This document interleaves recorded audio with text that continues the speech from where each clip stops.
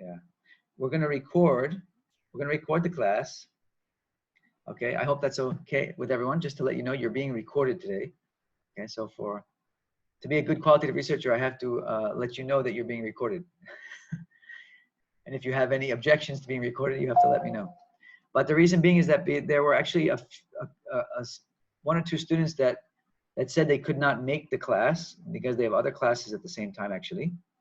And so we're going to record the class, and I'm going to upload it to a YouTube. I have a YouTube channel, so we'll upload that. And again, later, if you want to go back and go re-watch or re-listen to the class later, you can do that through the YouTube as well. Okay, so it'll be on record. Okay. And so the other thing I just want to mention is that we have to cover 2 weeks of coursework over the next 4 weeks, as you know, basically for the month of May, more or less. All right. So today we're having class, and as I mentioned in the WhatsApp group, just to remind you, we'll have our second class in 2 weeks. All right. So we won't have class next week. The following week we'll have our second class for this period.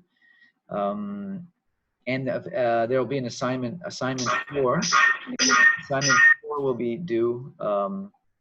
I'll give you 2 weeks to do assignment 4, all right, which I'm going to discuss in a little while after the presentation. Okay.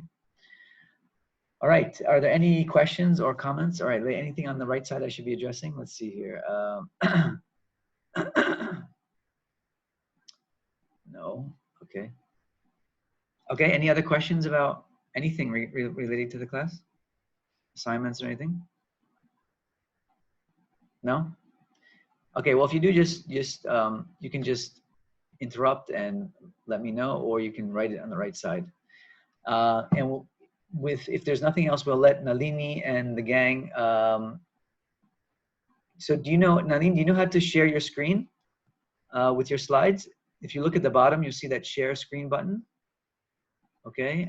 Yeah, okay. If you go to that, you should be able to share your slides, and then you can just narrate. You guys can narrate them as we go. And I'll just stop you from time to time, like usual, for discussion. All right, so I'm going to share the screen now. Please, go ahead.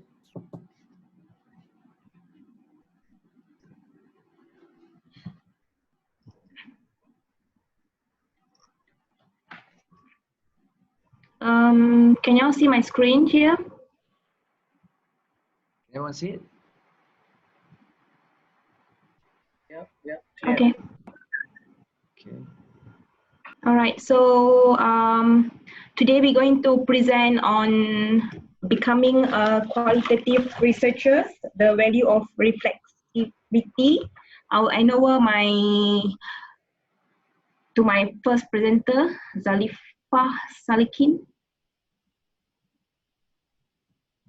All right, sorry. Before we start, let me just preface. I just want to say a few words about this article. So today's class is, we're starting off our discussion on data analysis, and this is the first topic in our. We have about 3 or 4 weeks where we'll be talking about data analysis for this class. Data analysis is one of the most important topics in qualitative research. And for those of you who have had experience doing qualitative research, you'll know that data analysis is also one of the most confusing and difficult phases of research in doing qualitative. And so that first part of the topic, I have put in this article on becoming a qualitative researcher, the value of reflexivity. And it's a really interesting article written by a woman who is also doing her PhD dissertation. And she wrote an article about what reflexivity looks like. And why do we have to talk about reflexivity in qualitative research, and what is reflexivity? So of course, we're going to discuss that as we go through the article. But reflexivity, really put simply, is just about the role of you, the researcher, as the research instrument, and what that means for your study. In other words, how you impact your study as the researcher, and how your relationship to your study, in other words, the relationship to your study participants, the topic itself, the theory that you're using, how all those elements can actually impact how the research is carried out. And so it becomes a very big issue when doing data analysis, because it has a lot to do with how you analyze your data. And so we're going to be discussing mostly on this issue of reflexivity. And then that's going to carry us into your next assignment, assignment 4, on writing your positionality statement, which is really about stating your position when you conduct your research. Okay. So this article is written by a woman, first person account of doing a study. And she relies on her research journal, which we also call a logbook, qualitative research, which is really just a recording of all the researchers' experiences and reflections as they're conducting the study, and how all those things impact on how the study is conducted. So it gives us a very nice illustration of what reflexivity looks like in practice and how we can actually apply it to our research. All right. What it means really to be the research instrument, and that's really what it's about. It's what that really means in practice, and that's what we're trying to get at. Okay. So if there's no questions, we can now we can let our speakers, our presenters, to begin. Okay. So I guess Alifa, you're up first. Yeah. Hello. Hello. Good morning, Prof. Good afternoon, Prof. and dear friends. Okay. Today, Group 7 will present you. Our article is on becoming a qualitative researcher, the value of reflexivity. Yeah.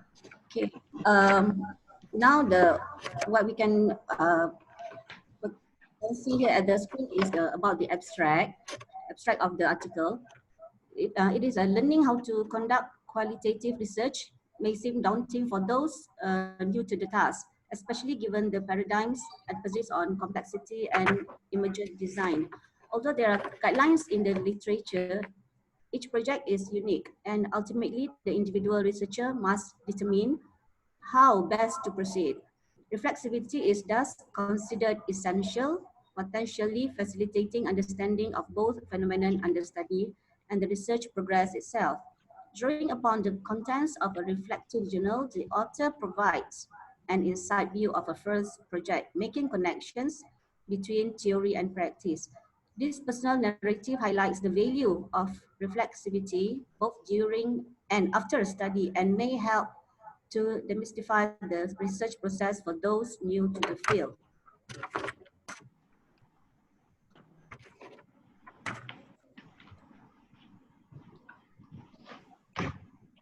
Okay, for the general statement, learning to reflect on our behavior and thoughts, as well as on the phenomenon under study, creates a means for continuously becoming a better researcher.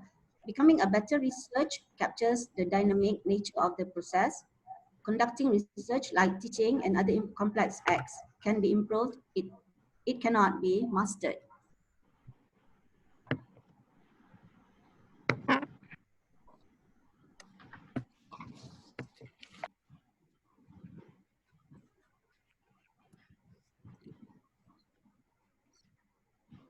Sorry, I'm just going to cut in here because Amaro asked a question on the right. If you look at our chat there, he asked a very good question. By mentioning positioning and reflexivity, does the personal experience, either education, community, or working experience of the researcher towards the study matters? Yeah, it absolutely does. And that's really what this article is about. So let's continue with the article, and then we will try to answer that question as we go along. Okay? Okay, Prof. Okay. Okay, for the introduction, from the Glantz, Miriam, Russell, and Kelly stick, they say that it is reasonable to expect new researchers to feel some trepidation at the onset of a first study. And each project is unique, and ultimately it is up to the individual to determine what works best.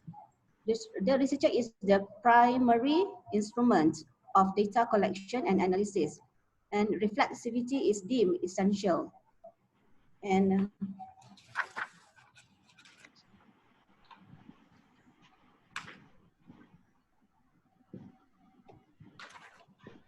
for Russell and Kelly, they say that experts contend that through reflection, researchers may become aware of what allows them to see, as well as what may. Okay, so what can here is reflexibility is a method of gaining greater sensitivity to the local and global contents of identifying one's own location and of establishing a sense of rigor in one's research. Reflexivity can be practiced in all stages of a research. Okay, so, And oh, sorry. I just wanted to comment a bit on that previous slide. So yeah, so if you look at the word reflexivity, being reflexive, of course, within that word is also reflection. And that's really how reflexivity is carried out, is this constant process of reflecting on what you're doing in the process of conducting your research. Because everything in qualitative research is really, every decision you make in terms of what you're going to do in the study is really up to you, the researcher, and as the research instrument. So there's a lot of decision making that goes on. So for example, whereas in a quantitative study, it's very linear and very step by step. You sort of know what you have to do.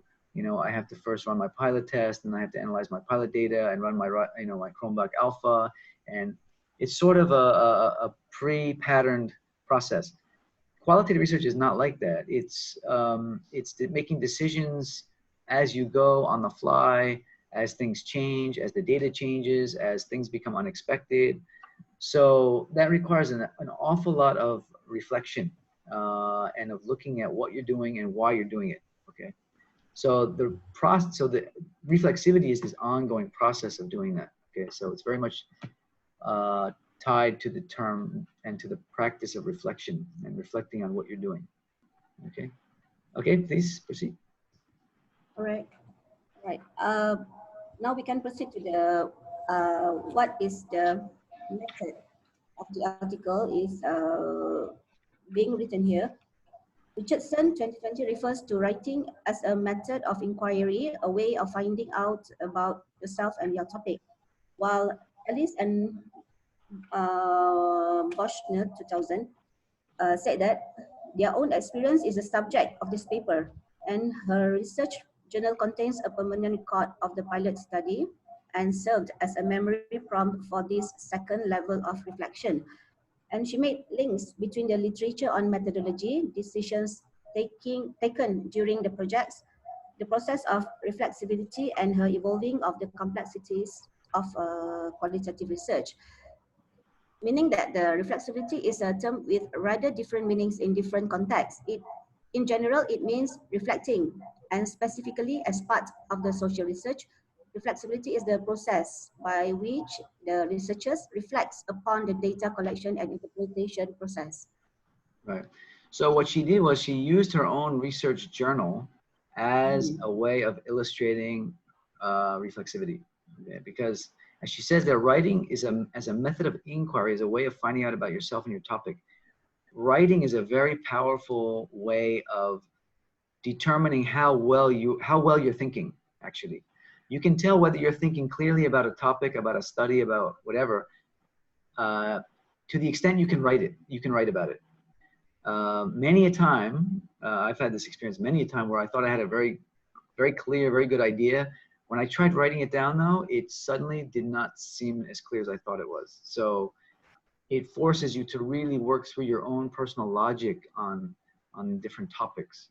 So that's why in qualitative research, it's really recommended to keep a journal, a research journal or a logbook, whatever you want to call it, where you're constantly memoing and writing your thoughts down, your reflections on what's going on and what's happening in the process, why you made this decision, why you changed course, why you added this question, why you didn't, how these codes fit together. All these things should be written down in the form of memos, and all those memos really are what comprise your logbook or your research journal.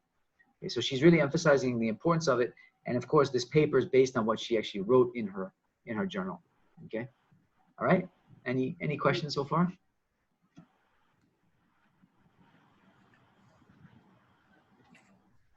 No. Okay.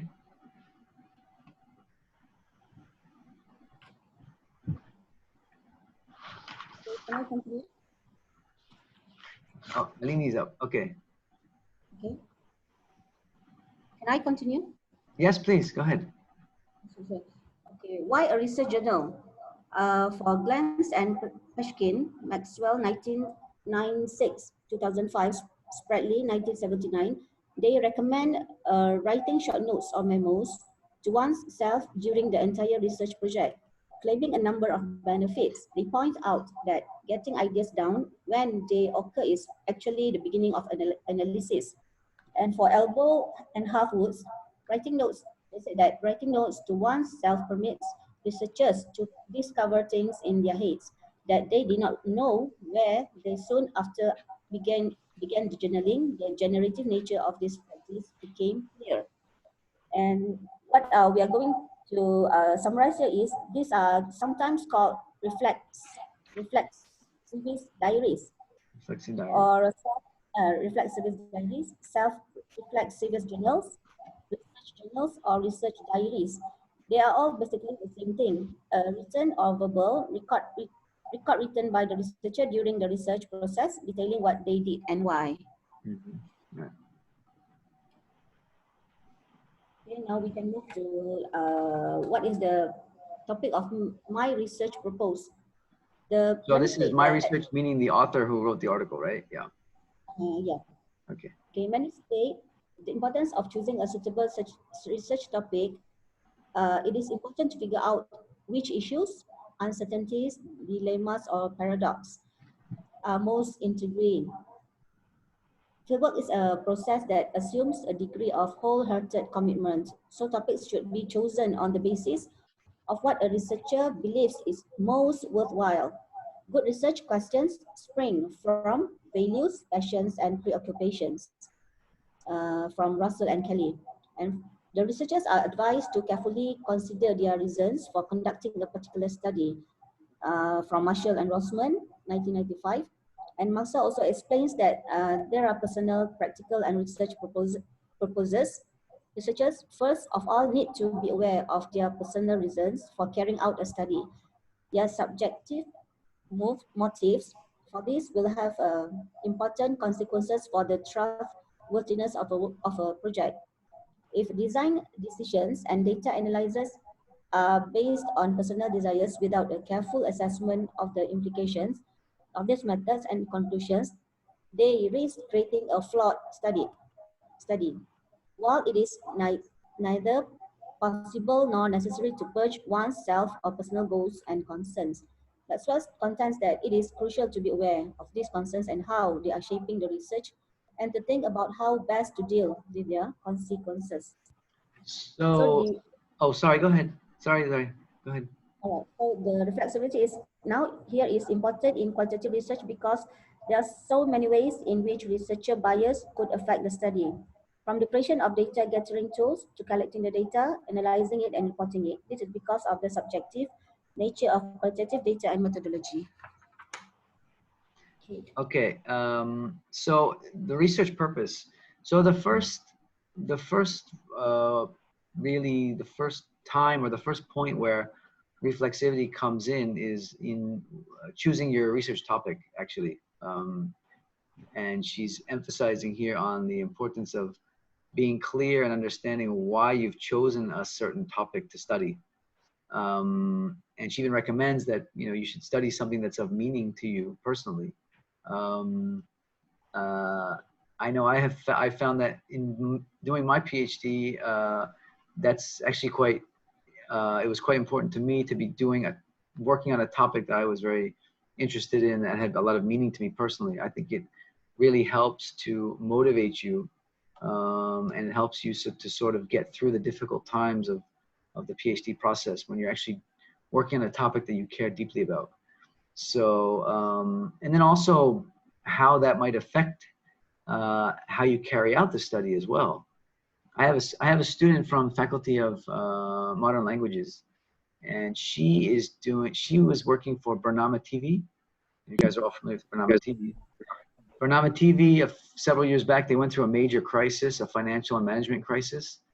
And so she was working there at the time, and she felt that later she wanted to do her PhD on that topic, a case study of a crisis in an organization.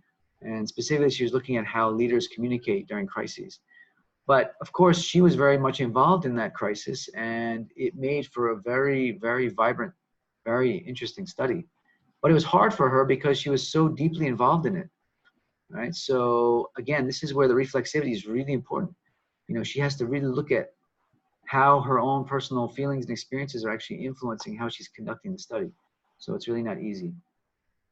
Okay, so let me just take a couple of these questions. Research purpose, it comes after the written research problem.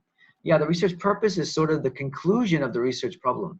So if you remember when we were looking at, when we were doing our problem statements, remember the 4 aspects of the problem statement? The 4th aspect or the 4th element of the problem statement should be the purpose, the research purpose. Based on this problem, on this gap in previous studies or in the literature, the purpose of this study is to address that issue, address that gap, okay, and how you're going to do that. So yeah, so the research purpose definitely should come after the problem. All right. Now I feel like I should have a journal. Okay, I'm not sure what that question is about. Ralph, you mentioned on the bias in the research. So I write the research journal could justify our bias. Amaro, what do you mean by research journal here? Could you just elaborate on that? I mean, we are talking about the logbook or research journal, right? Oh, yes. Okay, sorry. Yep. So she was mentioning about the bias by the researcher. So are these logbook can be the justification for us, or what is the function? I mean, what is the connection between the biases and also the research journal? Great question. Yeah, that's a great question. Actually, it's where you sort of become and you state your own awareness with your bias. You have to show that you are aware of your own biases, which is why we write this thing called positionality statement. And that's going to be your next, actually your next assignment.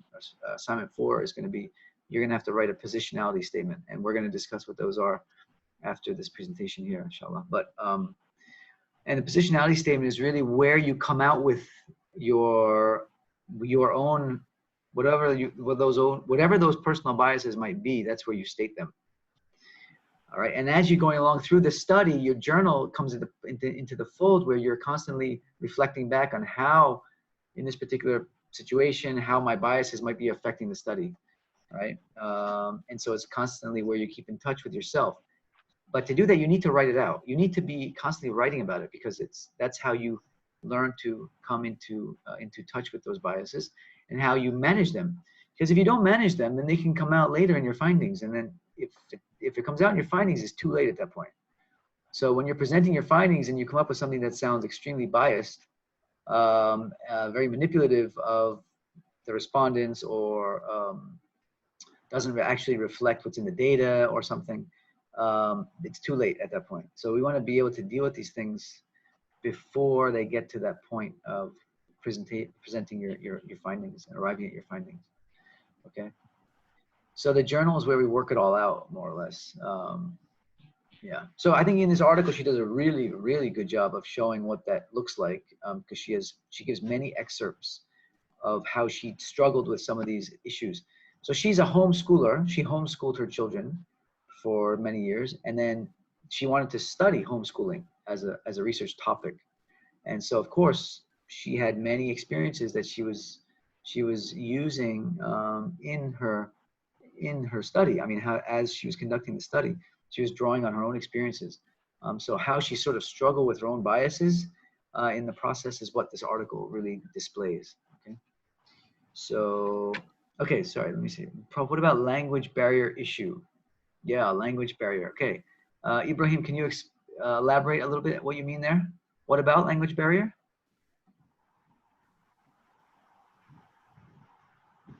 Ibrahim, are you there?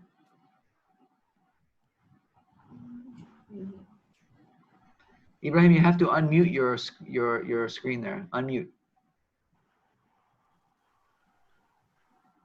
Hello, Rob? Yeah. What I'm trying to say is, if while judging my points during the questionnaire, taking the memos, and the language barrier between the informant and me as a researcher, Okay. there is issue of language barrier that I cannot be able to exactly reflect all their feelings or information. So how do I manage such kind of issues to avoid bias? Well, language barrier is a very big issue in qualitative research because you want to minimize language barriers as much as you can. If you know, that may mean you have to use translators or because you want to have as few language barriers as possible, because again, you're talking about trying to understand meaning, how people are communicating through words and meaning. So you want to make sure you're clear about everything that they say, what they mean, right? So if you have language barrier problem, it's going to definitely affect your research, the quality of your research, all right? So you want to minimize language barriers as much as possible, Okay. Yeah. What can you give me an example of what you mean by language barrier? Meaning you're interviewing somebody who speaks a different language, or they're both speaking English and their English is not very good, or what do you mean there?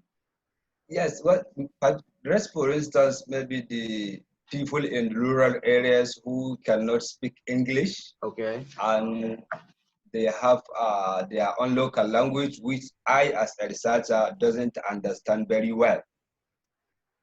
Yeah, well, in that case, you definitely probably have to use translators, somebody that can help you to understand, you know, their language better. Okay. Yeah, because again, the quality of your research is totally dependent on the quality of your data. So if you're not getting data that's clear and it's not totally understood, it's going to really going to compromise the outcome of the study. Exactly. Yeah. So yeah, try to minimize that as much as possible. Okay. And you can use translators. There's nothing wrong with using translators in qualitative research. Okay. Just don't, the thing I'd be very careful, just please do not do this, anybody. Do not hire somebody else to do the interview for you. Do you know what I mean? So for example, if you're going to use a translator, make sure that they're just translating. Like you're still doing the interview, but they're just helping, you know, they're acting as the bridge between you and the participant. Informant. Yeah, the informant. Because you don't want, because a student did that. I don't know if I may have mentioned this already in class, but there's one student who, from our Faculty of Human Ecology, he hired somebody else to do his interview for them because of the language barrier. Okay. And then he failed. Well, he had to resubmit his viva, his Wow. PhD, because of that issue. You can't. It's as soon as somebody else starts to do the interviews, they become the researcher in qualitative research. You know, so you just can't do that. You can't hire somebody else to do it for you. Okay, so please make sure you use them only as a translator. Okay, thank you. So I'm gonna roll about. You heard from different class that we have to translate and retranslate back the info to make sure it carries the same meaning. Is that true? Yeah, I mean, if you are really poor in that language, it's best to have somebody who's qualified to do that translation. And yeah, I mean, translate and back translate is definitely one of the better ways of doing it. I don't know if necessarily that's a requirement. I think it's what's required is to ensure that the translation is done well. If that's one of the ways, then yeah, that's good to do it that way. If you have somebody who's certified in that, in that particular language, that can be fine. That's enough. Just something to show that the person that's doing the translation is qualified. Yeah, it is good though. It is definitely good to do the translate, retranslate, double, triple translation, whatever they call it. Yeah. Okay. All right. So we'll let our presenters continue. Presenters. Okay. Now we are going to elaborate the designing of the study. Where in designing a study, qualitative researchers face at least 3 challenges. As Marshall and Rossman said, 1995, the first is to develop a conceptual framework that is thorough, concise, and elegant. And the second is to develop, is in planning a design that is systematic and manageable, yet flexible. The third challenge is being able to integrate this into a coherent document that convinces the proposal reader that the study should be done, can be done, and will be done. And research design requires much thought and reflection. And uh, the reflexivity is the operationalized when researchers can articulate their awareness of the interconnectivity between and among themselves, the participants, the data and methods they use to interpret and present the findings. And it's also a process of self-critique by the researcher to examine how her or his own experiences might or might not have influenced the researcher process. Thus, reflexivity is the constant awareness, assessment, and reassessment by the researcher of the researcher's own. And the benefits of reflexivity is included accountability, trustworthiness, richness, clarity, ethics, support, and personal growth. Beneficial for the integrity of the research process, the quality of the knowledge generated, the ethical treatment of those being studied, and the researcher's own well-being and personal growth.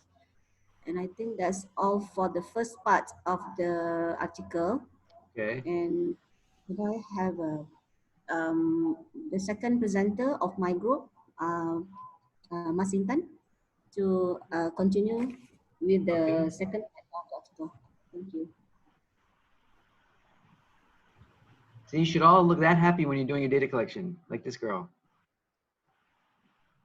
Thank you. Assalamualaikum, Prof. You hear me? Hear me? Yeah. Yes, can hear you. Okay.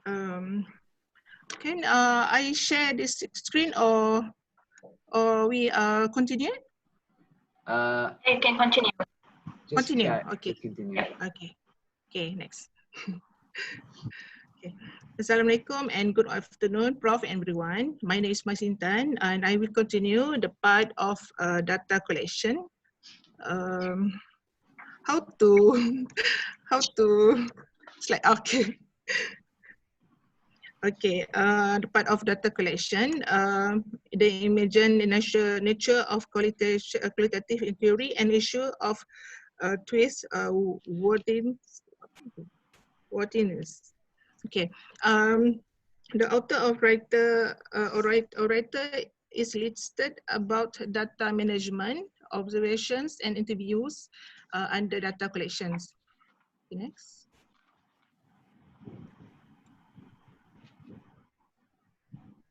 Kak Mas, you can actually move the slides. I already give you the link. Yeah. Yeah, you can just scroll to the next slide. Can you? Okay. Yeah. Okay. How to get slide? Okay. Previous Nell. Okay. In data management, the authors find truth in the statement of Kleinstein and Priskin, stating that a qualitative researcher must expect to be overwhelmed with the sheer volume. The author noting here is in her journal that papers were piling up even after just one interview. Okay. Okay. Let me stop you there. I noticed that you skipped one section on participant issues in the article. I just wanted to just say a few words about that. So in the article, the author was she devotes a section talking about how she chose her participants for her study, and she gives several excerpts in there about questions that were raised that had a lot to do with, again, her own experience as a homeschooler and how choosing another family to study that was also doing homeschooling, how that might play out. And so if you notice in her research log excerpts that she provides there, she asks a lot of questions to herself. And that's a really important part of reflexivity. When you're doing qualitative research, you should constantly be in the process of asking yourself questions. Does this make sense? Is this the right way to go? Am I capturing what they're saying really correctly, accurately? Should I do it this way? Does this make more sense? Constantly engaging yourself in this dialogue is really important. All right. And she was, one thing that she was concerned with was that whether this tension between, okay, I'm going to be intruding in these people's lives. I'm going to enter their home. I'm going to be interviewing them, observing them. The issue of, well, what do they get out of it? The issue of how do I make it meaningful and useful for them? How do I make it worth their time? You know, a lot of qualitative research studies, we spend a lot of time in the field or in the setting where we're studying. We always have to think about how we can make it beneficial for our research participants. All right, so that's something that you need to really consider. And then she asked a very, very real question, a very important question. What happens if the findings I get are not very flattering of the people I'm interviewing or I'm studying? For example, what if the findings show something rather negative about what they're doing? What's going to happen, and what's that going to be like? You know, is that going to be difficult? That's another thing that she asks. I once had a student come to me and say, yeah, Prof, I've been asked by my agency, she worked for the government, one government agency. So yeah, my boss sent me to do my PhD and they're paying for my PhD, but they asked me to come up with something that would make the agency look good. Okay, which is obviously something very difficult for a researcher. If your sponsor is telling you that whatever findings you get from your study, it should make our agency look good. Okay, that's a very difficult position to be in because obviously you can't guarantee that, right? The finding is the finding. And if the finding is something that's not so flattering about the agency, about the organization, so be it. You're the researcher. You're supposed to just deliver the message, right? So these are some of the things that she struggled with. And so in the article, she explains how she dealt with it and how she wrote about it. Okay, but the important is that she really asked herself a lot of these hard questions that forced her to do things in the study, to make decisions in the study that would be beneficial. Okay, so asking questions is a really important part of being of reflexivity as you go along. Never shy away from asking hard questions about your study, all right, to yourself. Okay, sorry, go ahead, Ponmas. Yeah, Prof. Prof, actually, I don't know how to slide, how to use this to slide these slides, Prof. Can the other members of the team help her out? I've never used the slides actually. Yeah, I'm actually helping her. Okay, is this the slide? Previous. Okay. Yeah, Mas, maybe you can just tell Nalini which side okay, you. Okay, next now, next. Sorry, yeah, next. Okay, so next. Expect to be overwhelmed with sheer volume of data. Okay, expect to be overwhelmed with a lot of data. And that's why in data analysis, we never ever collect more data than we can analyze at one time. In other words, after you've done an interview, you must analyze that interview. Do not try to do five interviews, transcribe everything, end up with 200 pages of data and then start to analyze, okay? You will feel overwhelmed and it will cause you nightmares, okay, literally, all right? I had a student once came to me and said, I've done 21 interviews, Prof. Now what do I do? I can hear you guys laughing, even though I can't really hear you guys laughing. But he really did say that. And I said, have you started analyzing any of those interviews? He said, no. He said, I don't know what to do. I'm drowning in my data. Okay, so yeah, you can literally drown in your data. Okay, so make sure you do not become overwhelmed by collecting more data than you can analyze at one time. All right. Okay, sorry, one last, go ahead. Okay, currently, the author made a special effort to manage the data. Okay, she include field notes in her research journal because she thinks that be easier to see connection if everything was in one place. Okay, second, the journal is placed in large binders so she can add, remove, or rearrange the documents that she feels are necessary. Okay, third, she found the directors found that the physical act of maintaining the binder gave her the feeling that she was in control of the material she had accumulated. Okay, fourth, however, having field notes and reflexive memos in this one location did not eliminate the sense of being overwhelmed, but it did help to keep in check. Next.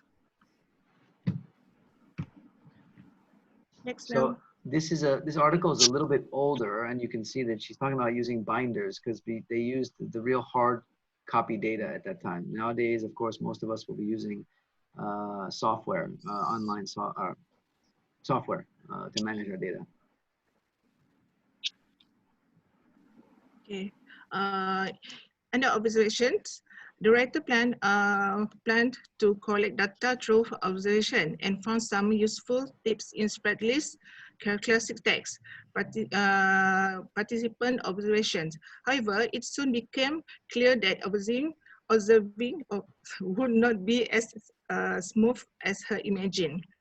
However, the writer finally deciding not to use the observations and also got an appreciation of how the participant unexpectedly impacted the research journey. It is because after the first conversation with one of her participants, Susan, when they discuss possible observation time, Susan says that if the writer came together to make observations, she would not do what she normally to do.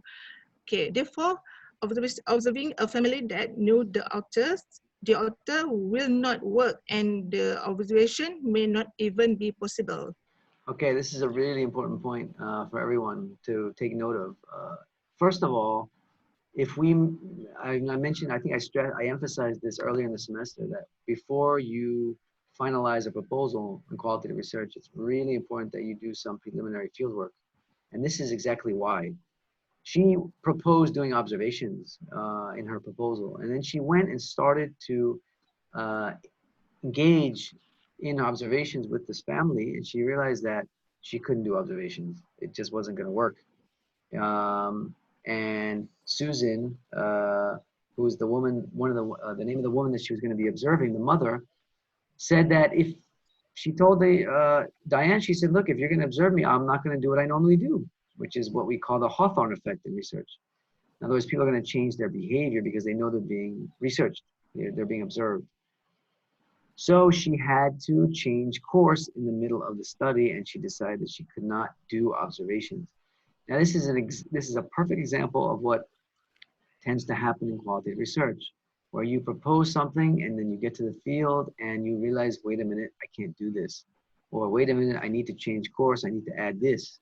Okay, this is perfectly normal in qualitative research. It's the evolving design of a qualitative research study, okay?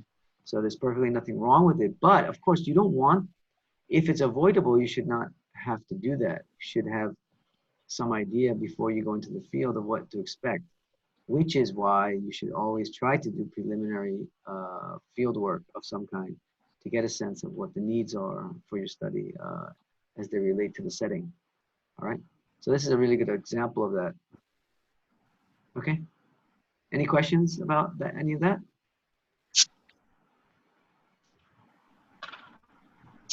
Okay, all right. Go ahead, fine. Question from Nadira. Oh, question from Nadira. Oh, okay, then I have Hilmi. Is data collection prop, how do we prepare the data?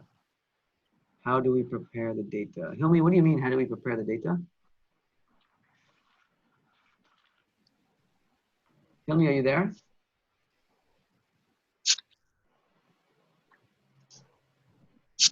Hilmi, are you there? There you are. Yes, sir.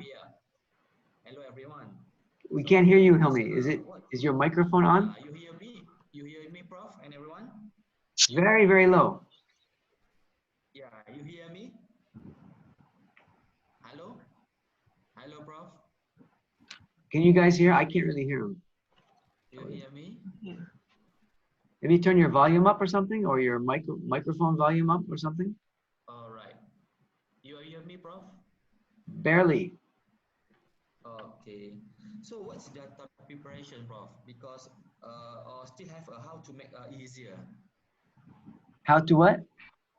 How to make it easier to prepare the data. what do you mean by prepare the data? You mean transcribe the data? Yeah, to transcribe the data, because when we talk about data collection, we have some of interview, questionnaire, and survey. So how we are to make it easier to all collect the data, to transcribe the data? Okay, so I'm not sure if you're aware, but in qualitative research, of course, you will transcribe the data. Whatever data you have, you'll have to transcribe it. Okay, so how you do that, of course, we always recommend that students do their own transcribing, because transcribing is part of analysis. When you transcribe, you're actually analyzing as well, during that process of transcribing.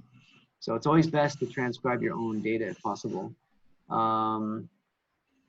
And because you need the data in textual form so that you can analyze it. Okay, so it always has to be converted into words, into text. And so that's called transcribing, basically. All right. So whether it's observation, whether it's interview, whether it's field notes, whether it's pictures, video, it all has to be converted into textual form. All right. So for example, in a video, you wouldn't transcribe the whole video, but you would transcribe those parts of the video that are relevant to your study questions. Okay, and then you'd analyze those parts. Okay. Thank you, Prof. Nadira asked, what if some of our participants don't mind observations, but others wouldn't like to be observed? Should we observe only the ones who agree, or just not observe all? That's an excellent question. Yeah, it's an excellent question. Anybody want to guess that? What's the best way to handle that? What do you guys think? Nadira's question about observation.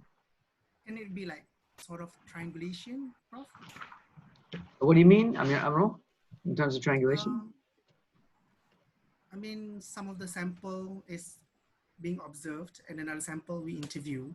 So is that another form of triangulation data? Okay, so part of the sample you'd observe, part you would interview. Okay. All right. Well, it could be. I guess it depends on what kind of numbers you're talking about also. And in fact, I think it depends a lot on whether your initial plan, whether you have, was your plan to observe all your participants or not? It doesn't necessarily mean you have to observe everybody in the study. And in fact, usually observations are used as a form of triangulation. So usually you will use observation together with something else, right? You'll use it with interview or with a focus group or something. Because you want, again, observation is the observing of outward action behavior. So it's gonna give you a description of what people do, all right? What they do. That's the purpose of observation. So it implies that your research question has some question about behavior, about what people actually do. Whereas interviews and focus groups, they are more intrinsic in the sense that you're asking people about how they feel, their attitude, what they think, their knowledge, etc. All those things that come from inside the individual, their points of view, etc. So usually when you combine observation with interview, you get both the intrinsic and the extrinsic types of responses, and that gives you a very sort of holistic finding. Okay, so if you're going to do observation, it's usually done in combination with one of the others. All right, it's rarely just done by itself. Okay. Prof. Yeah, Amaro, go ahead. Do we have like certain research that it goes the other way around? I mean, like the primary source of the data is actually observations. Sure. And oh, okay. So it could be primary also. Absolutely. The observation part. Oh yeah, definitely. It could be, especially if your research question is very behavior oriented. Yeah, okay. Absolutely. But usually, like, yeah, if you have a combination of research questions, like what do they do and why, right? Like, how does this occur and why? Or, you know, what is the thinking behind it or something? You know, that's where you have a nice combination of observation and the others, interview and so forth. Okay, do we need to give consent form to everyone that we observe? Good question. It sort of depends. If you're observing like individuals, they need to definitely give consent. But this raises a lot of questions. For example, say you're observing people in a public space, right? So for example, you're doing your, and this is like a real study I know, you're studying people's exercise behaviors in a public park, right? And you want to know basically how people make use of the park to exercise. Do you have to get everyone's consent to do that? So there's definitely debate in literature among researchers about whether this kind of thing requires consent or not. Some will say across the board, absolutely, you need consent if you're studying anybody. Others say, well, if it's in a public setting with hundreds of people, you know, and you're not really observing anybody in particular, you're sort of just observing generic behavior, right? So like, say you spend 3 weeks studying people in a park, you're not going to study the same people every time. You're going to go back every day and there'll be different people there, but you're going to observe basically what people do. Like in a situation like that, you cannot expect to get consent, right? But if you're observing specific individuals over time, then definitely you'd have to get their consent. Yeah. And usually studies are done, they're usually done on in institutional or organizational contexts. So in those situations, like you're studying students in a school or teachers, or you're studying, you know, employees or employers or leaders or something, it's within an organizational context. So you're gonna, at the very least, you're gonna have to get the organization's consent to do it, right? So the organization will have to know about it, you know. And then if you're focusing on specific individuals, then yeah, you'd probably, you'd have to get consent, obviously. Referring to Nadira's question, does it depend on how you create reputations with informants and how you explain to them as a data collector should be creative? Shikin, I'm not sure what you mean by that question. Can you explain that a bit more? But Is Nora Shikin online? Which one? Oh, okay.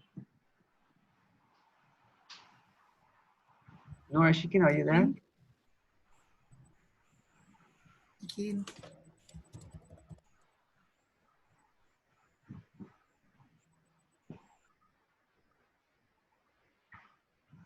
Shikin, anyone? Anyone? Is she there?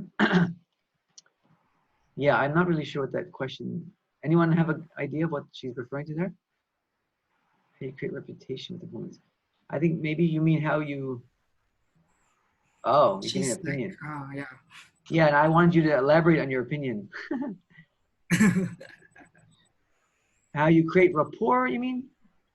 Yeah, I think you mean how you create a rapport with them, right? How you explain to them about doing the data collection. Of course, it really helps to always create good rapport with your participants. Yeah. Oh, you don't have a mic. Okay, that's fine. No problem. Thank you for your question and your comment, though. Yeah. Okay, Juan Mas, you want to continue? Okay, the third part is based on is interviews. Based on the writer's reading, she decided interviews would be informal and conversational, exploratory, flexible, with open-ended questions. Okay. Stop.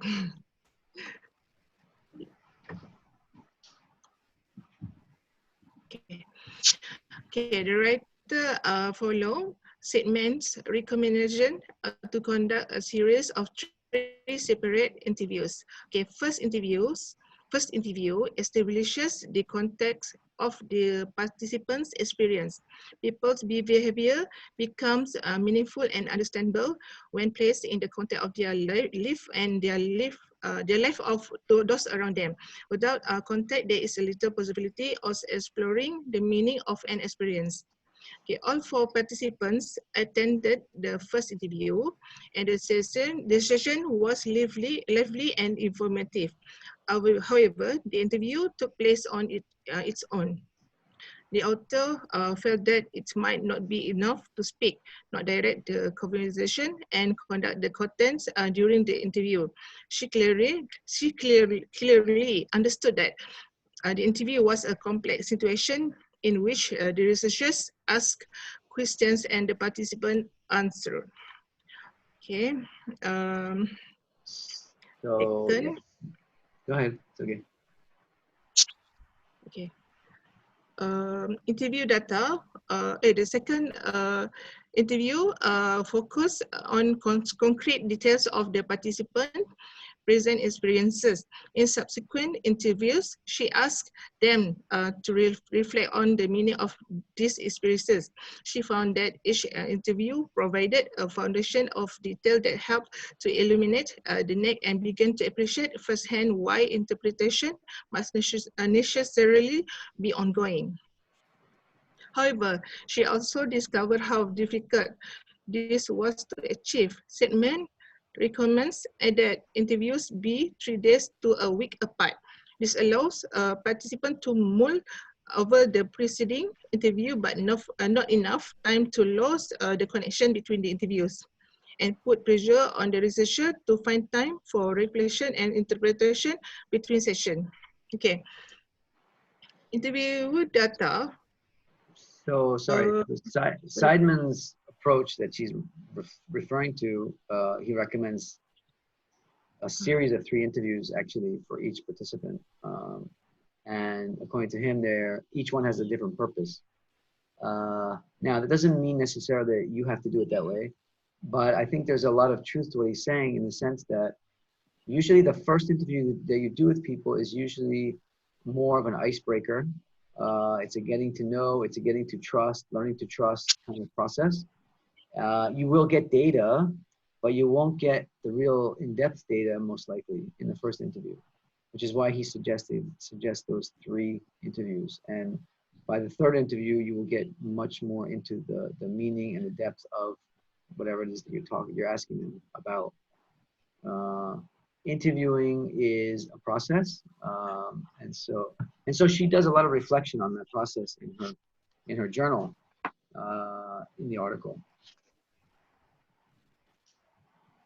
Okay, sorry, go ahead, Alphonse. Okay. Okay.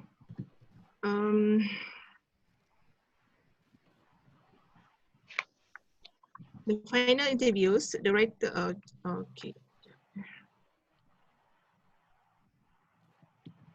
Slower, Prof. You can't see the slide? Okay. Okay. The final interviews, the writer got knowing what was still she needed in order to address her questions. Looking back on the data collection period this way helped her to gain a sense of how her reflective interactions with both our data and the literature directly influenced the decision-making process during the study. Writing about what was going on in the project helped us to clarify the particularities of a given situation, which was an important step in identifying possible ways to proceed. Okay, all right. So again, reflecting back on the process so that she can make good decisions moving forward in the study, okay? Okay, the next part is the imagined nature of qualitative inquiry. The ability to adapt to new ideas, concept or findings that arise while conducting qualitative research. Yeah, you can expect that to happen in your studies. There's always going to be new things that come up that were unexpected, and you're going to have to make decisions as you go. That's normal. That's the process. So you shouldn't panic when that happens. Okay? Okay.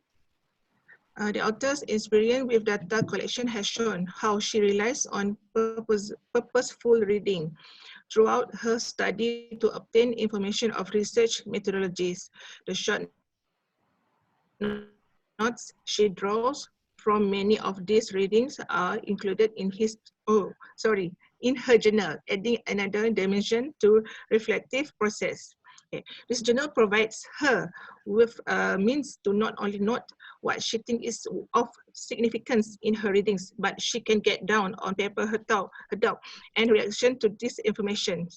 It is a place to interact with what she is reading, which promotes her own learning and understanding.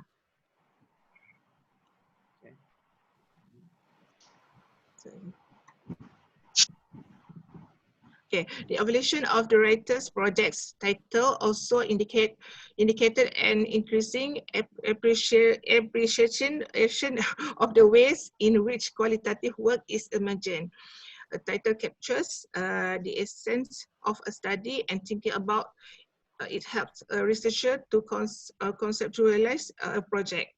Whenever she had an idea for a title, she wrote it down in the journal. Inspiration came from personal experience, the literature of home education participant data, and insights gained in the field. Each title change reflected a more refined understanding of some aspect for research.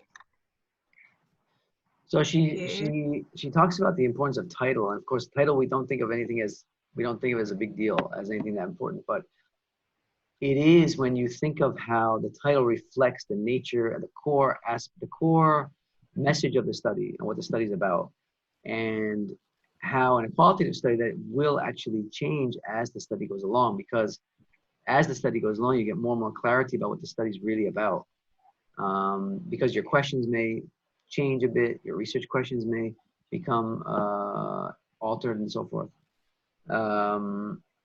In fact, in her study, she even dropped the term homeschool from the title, because even though it was a study based on family doing homeschooling, according to the people themselves, the participants themselves, what they do is not really homeschooling. It's something else. So because of that, she dropped the term homeschooling from the title of the study.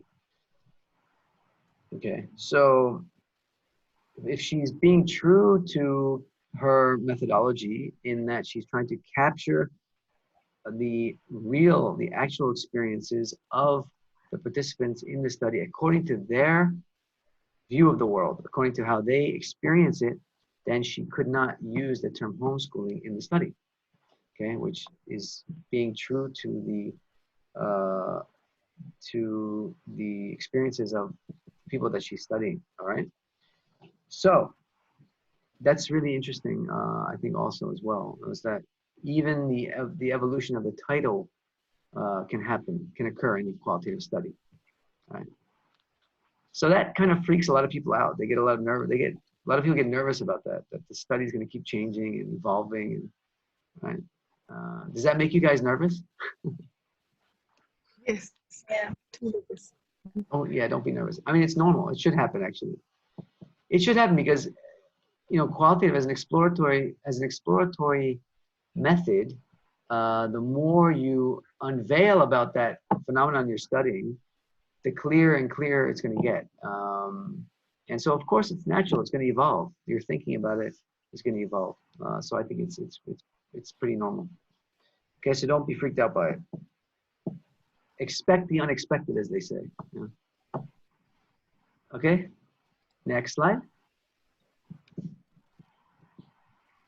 Okay. The writer was unfamiliar with the notion that qualitative research represents a new way of thinking about the nature of knowledge and how it can be created, and that researchers are part of the meaning-making process. Okay. Also, she have read that a case study presents multiple perspectives and realities, okay, by stake, and of the importance of representing the participants on their own terms through the meanings they attach to their own words and actions. Okay. Yeah, so that's important. They're representing the participants on their own terms. It's very important. That's what qualitative research is all about. Yeah. Okay. This is the writer first title. Okay, exploring the learning process in a home school, a case study, implied that it will be her perspectives at researcher, which will be privileged. It took nine title modifications before she finally arrived at final title, such a different kind of education, one family's perceptions of learning outside of school. Yeah. Okay. In her journal, she noted that her reason for dropping the term homeschool from her original title was that her participants tell her that this does not describe what they do. She realized that if it was their perspectives she was trying to capture, that she needed to use their terminology. Okay. Yeah. That's being true to the methodology. Yeah. Okay. Can I continue, Prof? Please. Okay. Okay. Next part is issues of trustworthiness. Okay. One of the biggest concerns that the writer or the author have is the issue of trustworthiness. She is not certain how she can deal with her subjectivity in a way that will lead to what will be considered by others to be a trustworthy project. Contest writes that questions concerning the credibility and status of qualitative inquiry are related to the privatization of qualitative analysis. He argues that researchers should make all aspects of their analysis open to public inspection. The idea of researching a topic the writer was close to herself and having acquaintance as research participants was appealing because her doubt we had much to teach others about the learning process. Okay, I think Sipti Sarbanon has a comment or a question. Sipti, do you have something you want to say? I see your hand is up. Your virtual hand is up.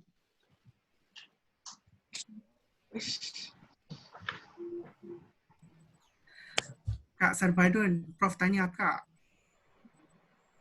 Tak ada apa nak tanya. Oh, you have your hand up. Do you know you have your hand up? No. It's Okay. actually open. Oh, okay. Not clear. Okay. Sorry. Yeah. So yeah. her concern was that, and I think most qualitative researchers have this concern, is whether their study, because of the subjective nature of it, will it be accepted as something scientific? Will it be accepted as something really trustworthy? Because anytime you deal with the subjective experiences or the subjective interpretations of the researcher, you begin to get nervous and think about whether it's really something that can be accepted. So this is what her concern was as well, which is why we need to be very rigorous when we do our research, and why we need to be very transparent. Okay, which is the whole purpose of doing reflexivity, is to make sure that we're being transparent with the process.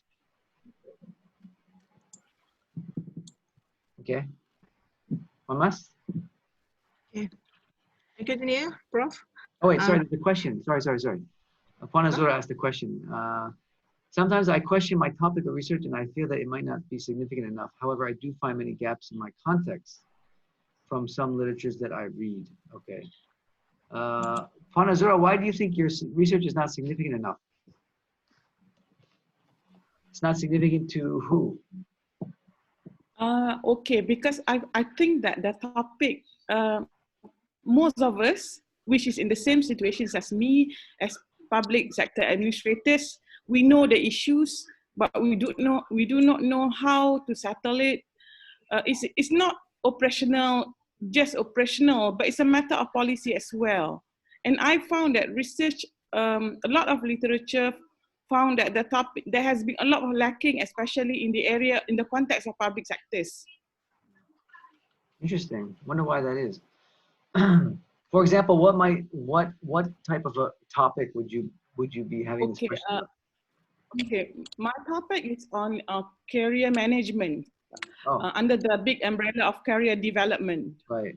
So, especially in Asia, in developing countries, there have not been many studies, and my subject is the high potential officers. I found none, in fact. However, in the US, in the UK, in Australia, there have been few studies on it. Oh, that's great. Yeah, That's They good do for have. you. No, that's good. I mean, I know students, it's funny, students always get very nervous when they don't see research that pertains to their topic. They think it's something bad. I think you have to see that as something good. That's why you do research, is to enlighten people about these issues, about these topics. And so when you see that there's very little previous research on the topic, you should get excited and say, hey, great, this is going to be a great topic for me because no one else has done this yet, right? So Prof, my other concern is others have some studies, did some studies in some other part of the world. yeah, I don't want to be copying. I don't want to be doing, because right. I might have the tendencies to, to do almost the same studies, but I want to avoid that. Sure. I think in your case, though, you can easily make the argument that public sectors are different. They vary very different. They vary quite a bit depending on the country context. You know, you cannot say two public sectors are the same, right? And especially like I know because I used to work in the U.S. I used to work in an NGO, but we did a lot of work with government, and I know how government in the U.S. works. Sure, there's similarities with how Malaysian government works, but they're very different in many ways. So I think you can easily make that argument that, you know, the fact that there's very little research on public sector in Asia, especially particularly in Malaysia, yeah, I think that's not a hard argument to make, you know, because they're all very unique, all very different. They function differently, right? And significance, I mean, public sector is it's a huge sector. It's a huge employment sector. It's a huge sector of the country. So I think anything dealing with the public sector is significant. You're gonna easily make the argument that it's significant because it affects so many different people. Okay, so I don't think you have too much of a challenge there making your research to be significant. Yeah, definitely see that gap as something good, you know. See, I mean, this is for you to really shine, right?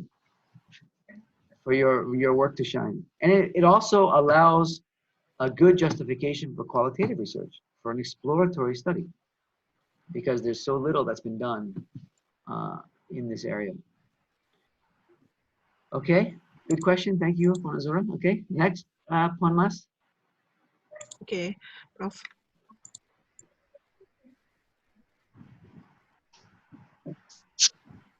Okay, Glass and Pliskin caution researchers to be wary of the desire to justify their own experience.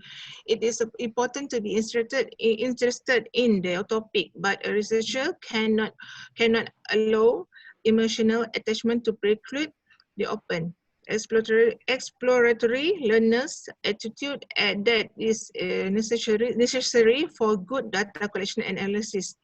After reading an article of verification strategies for establishing reliability and validity by Moss, the writer made the comments in her journal.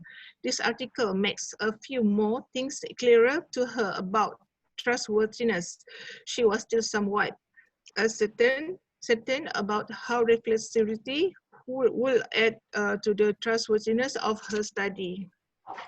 So it's really important to always be engaging with the literature as you're going along, especially the methodological literature, to understand some of these issues better. You know, refer back to the literature when you come across different things. That first paragraph about emotional attachment is really important because some people, you know, you're doing a study that's so close to your heart, you know, it affects your work, it affects everything you do. It's often hard to really detach yourself emotionally from the topic. But you need to do that as a researcher. You need to wear several hats when you're doing research, you know. So this is where all this reflexivity comes in handy, and where writing about these different tensions you have between your previous work or your current work and the situation in the organization and what you're studying, it really helps to just write this stuff out into your journal and to make sense of it and to be really clear about it within yourself. You know, you have to avoid that tendency to be attached, emotionally attached to what you're studying, and allowing that to cloud your judgment as a researcher. Okay. Okay. Okay. Stake points out that researchers' knowledge of the case faces hazardous passage from writing to reading, and researchers must seek ways of safeguarding the trip. Okay. Therefore, I aspired to what Walcott refers to as correctness or credibility, and felt comfort in his assertion that readers will not be offended if you do not claim to know everything. Okay. Document analysis also allowed the writer to verify some aspects of the interview accounts, along with interview transcripts and journal entries. The articles also became part of an audit trail. However, aware that new models for trustworthiness exist, she will think this through carefully before undertaking another study. So yeah, so Okay, she's talking about triangulation. Okay. Okay, and my last slide. By Richardson, for example, proposes an alternative. She argues that triangulation assumes that there is a fixed point or objects that can be triangulated. But in postmodernistic mixed genre text, we do not triangulate, we crystallize. We recognize that there are far more than 3 sides from which to approach the world. With the crystal metaphor, what we see depends upon our angel of repose. Paradoxically, we know more and doubt what we know. Ingeniously, we know there is always more to know. Okay. Finally, the writer feels this is interesting and maybe the standard to be believed in her next study. While writing the journal, she frequently thought about how she might approach the next future research. So triangulation is Okay, important. Sorry, triangulation is an important thing to consider in your study, how you want to use triangulation, whether you want to use triangulation. I'm assuming everybody is familiar with the term triangulation. So it doesn't mean, a lot of people think that it means you must have at least 3 different ways of approaching your study or something, but no, it means really only 2. As long as you have more than one different method for collecting data. But that's also one form of triangulation. There's actually 4 different types of triangulation. You can have method triangulation, which is like interviews, focus group, document analysis. You can have data triangulation, which is collecting data from different types of participants, different groups of participants. That's called data triangulation. And then you can also have theoretical triangulation, where you're using different theories to inform your study. And of course, you can have researcher triangulation, but that doesn't apply to you guys who are doing graduate study. Okay, so think about how you want to use triangulation in your studies, and how it can help you answer your research questions. Yeah.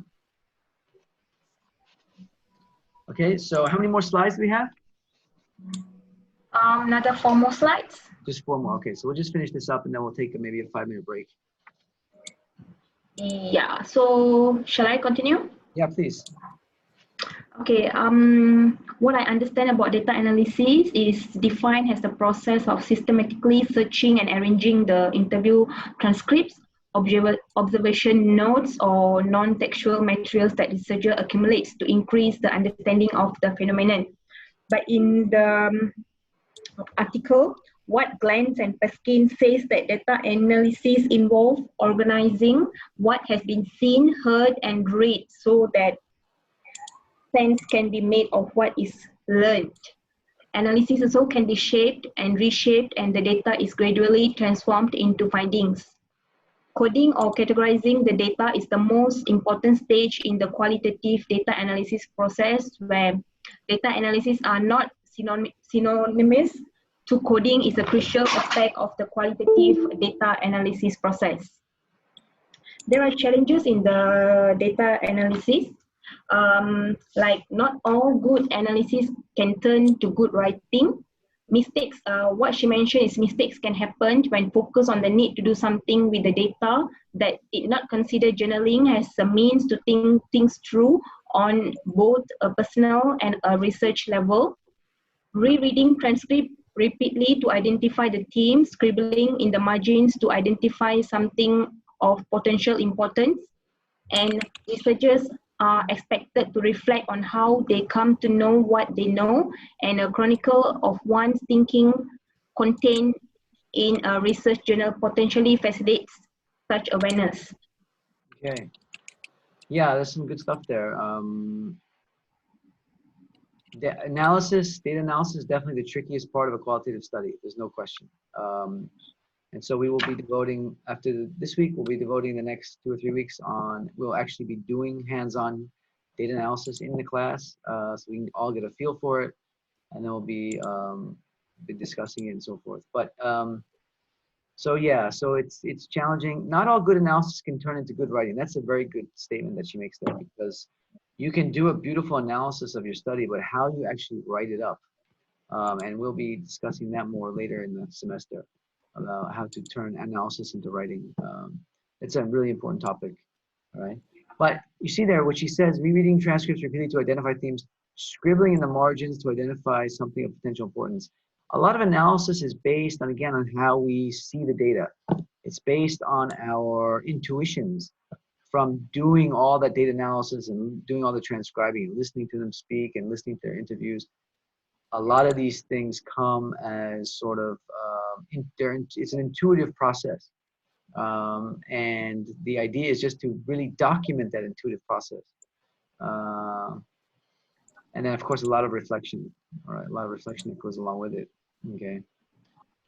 It is systematic, data analysis in qualitative research. It is systematic, but it is also based on a lot of intuition. Yeah, we're gonna break in a couple minutes, Marianne. Okay, next slide. We just want to finish up these few slides and then we'll take a break. Yeah.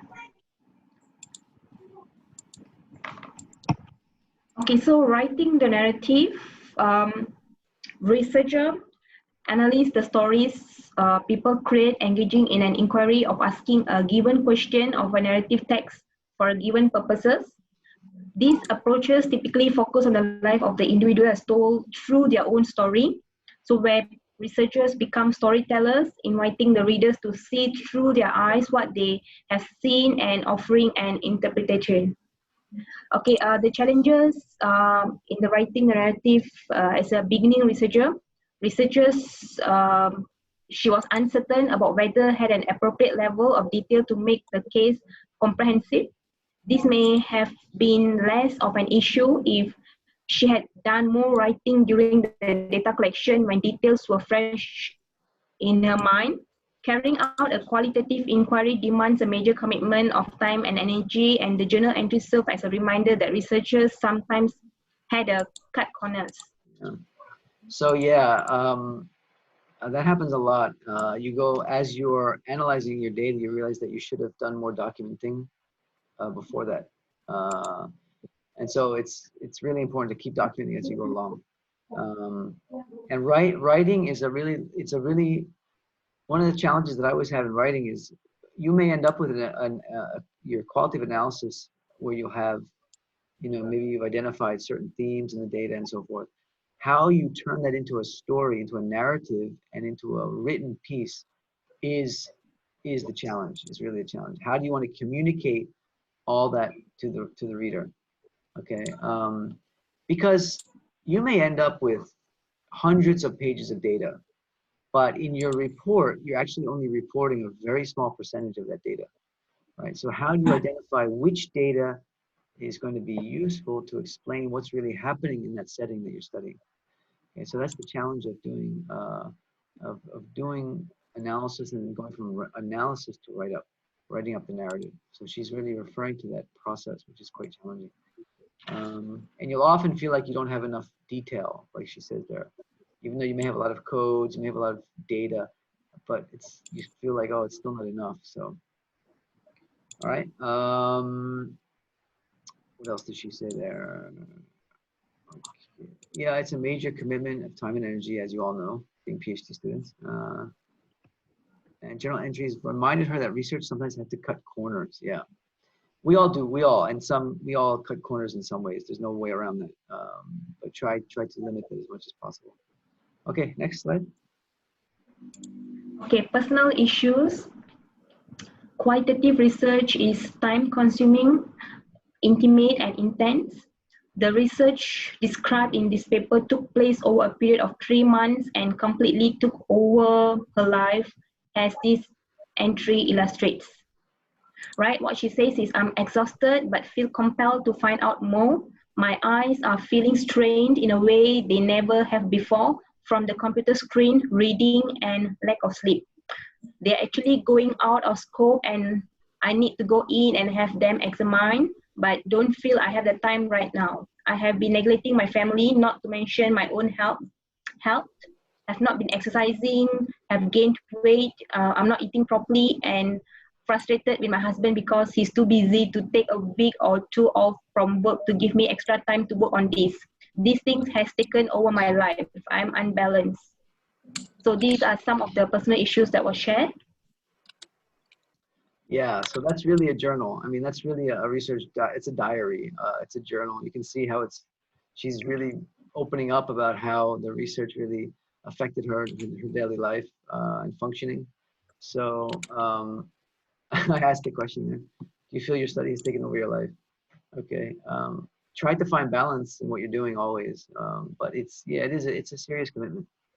How to link our framework with coding that we created. Okay, Amira, what framework are you referring to?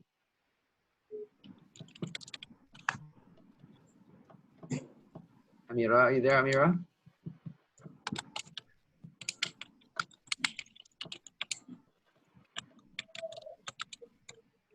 Your theoretical framework, I'm assuming. So how do you link theoretical framework with coding? Well, that's a good question. And you can do it a couple ways. I mean, if you want to do a very deductive approach, if you have a very strong literature review to back up your study, you can start with pre-existing codes. You can use pre-existing codes from your theoretical framework and use those as your initial codes in your study, in your analysis, sorry. And then if other codes sort of emerge from the data, you can always add those to the framework, okay? So you can actually use your theoretical framework as an initial start to coding using more of a deductive approach. That's acceptable. Other than that, though, you wouldn't really use your theoretical framework to sort of dictate how you code per se. It's more on what kind of questions you ask in your interviews. That's more of how the theory or the framework is used. Okay, wondering such description could be put in our thesis. My first time reading this. Oh, yeah, no, again, I mean, her journal entries are not for the thesis. Her journal entries are for her. It's where you do all the nitty-gritty work that results in the thesis, okay?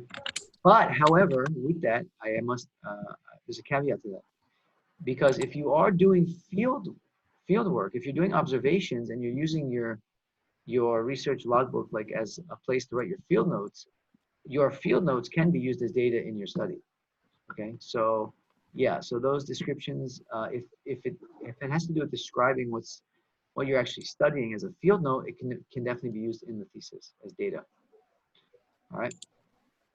Shafiq, I don't know how to balance between work and my research. It's two complete different things. Sometimes really occupied with office work and can't find time for my research. Yeah, I hear you, Shafiq. It's very difficult. I take my hat off to anybody that is trying to do their PhD or even master's part-time, and you're working full hours. It is very difficult. The only advice I can really give you is try your best to be really disciplined with your time, and figure out a schedule where you are devoting a certain number of hours every week to your research and when those hours are, and just try your best to stick to that schedule as best you can. You got to be really disciplined with time management. If not, I don't know how you do it. So yeah, it is. It's definitely a challenge. You know, that's why a lot of people actually they choose their research topics based on something related to their workplace, so that they can sort of kill two birds with one stone. Okay. Yeah, Suzanne, that's true. That's definitely, there's ups and downs. There are definitely ups and downs during study. You'll have very dark days. You'll have very good days. You'll have days where like you set, you know, you block off a whole day to write and you can't get anything out. You know, you can only get a few sentences out and it's really frustrating. I still have those days as well. So that's the process. It comes with the territory. So just try not to let it get to you. There are going to be ebbs and flows. There's going to be highs and lows, and just realize that that is the process. Okay. So yeah, and if I think if you see it as more of a process rather than a destination, of course we all want to finish and get our PhDs and masters. But if you think of it more as a process and be in that kind of mindset, that will really help. That will really help. But yeah, that is definitely true. Even when you start to just write papers, not even theses, but just papers, journal articles, you have the same thing. I mean, there's days where I can't even like get two sentences down, and I'm just so frustrated, you know. But then, you know, the next day you can really write freely, and it really flows. You know, that's just the process. Okay. All right. Anything? Are there any more slides or? Oh, okay. Yeah, the last one, some lessons learned. Although she learned to be a great deal about qualitative inquiry and reflexivity while engaged with her original pilot study, she mentioned that she had if she had not kept a journal much, she would have been lost both during and now after the project. Looking back on her struggle at each stage of her study led to a deeper understanding of the nature of the qualitative research process and a fuller appreciation of the vital role of reflexivity both in accomplishing a project and in her ongoing development as a researcher. Revisiting her study has strengthened her confidence in her ability to negotiate the complex process of qualitative inquiry, and she now sees herself as a researcher. And the multi-layer of reflection drawn upon in writing and revising this paper have made her more cognizant of how far she have came and have taken her further along the path to becoming a qualitative researcher. And she mentioned that she knows there can be no final destination for each time. She returned to the original journal entries on her reflections on them. Something new emerged as she discovered more about the theory, the topic of study, the research process, and herself. Her perspective shift. So becoming a qualitative researcher is indeed a never-ending process. Yeah, true. Yeah. Yeah, it's very true. It is definitely a never-ending process, and you'll keep learning, and you'll keep learning new things. I think if any of you have plans to purchase something like InVivo or Atlas TI or any of the qualitative research softwares, you know, they all have this like memo function in them where you can create memos as you're going along. And they make it so easy now to just do this kind of journaling process as you're going along in your study. And so I think it's really important that you do it. It will really help you to see your progress, and that's so important, because sometimes, as I mentioned before, there are periods where you feel like you're not really making any progress, even though you are. You just don't feel like it. So having it documented and seeing where you've come from and what you've done, what decisions you've made, what you've accomplished, you know, and so et cetera, et cetera. I would highly recommend documenting this process and getting in the habit of being reflexive, doing reflexivity through your writing. Just get in the habit of writing a lot and writing as frequently as you can. Okay, it's really important. It'll also make, when it comes time to writing up your thesis, it'll make it a lot easier as well, if you've been doing a lot of writing on the topic as you're going along. Okay. So for those who have not actually really read the article, I really strongly urge you to read the article. I think it's really easy. It's pretty easy to understand, and I think it's a really good illustration of what reflexivity is all about. Okay, and why it's important in qualitative research. So thank you very much, Nalini and Ponmas, for the presentation. Excellent job. And you've successfully navigated the Zoom presentation, so congratulations. Okay. So Thank you. can we take Thank like you, bro. can we take a 15 or 20-minute break? Yep, sure. So maybe come back around 5 o'clock or a little bit after that. Is that all right with everyone? Okay, so you don't need to turn anything off. You can just stop, mute your computer and your video, and then we'll just get back on together at around 5 o'clock. Ole. Boleh. Ole. Okay. All right. So let's meet back around 5. 5 o'clock, bro. All right. Yeah. Thank you.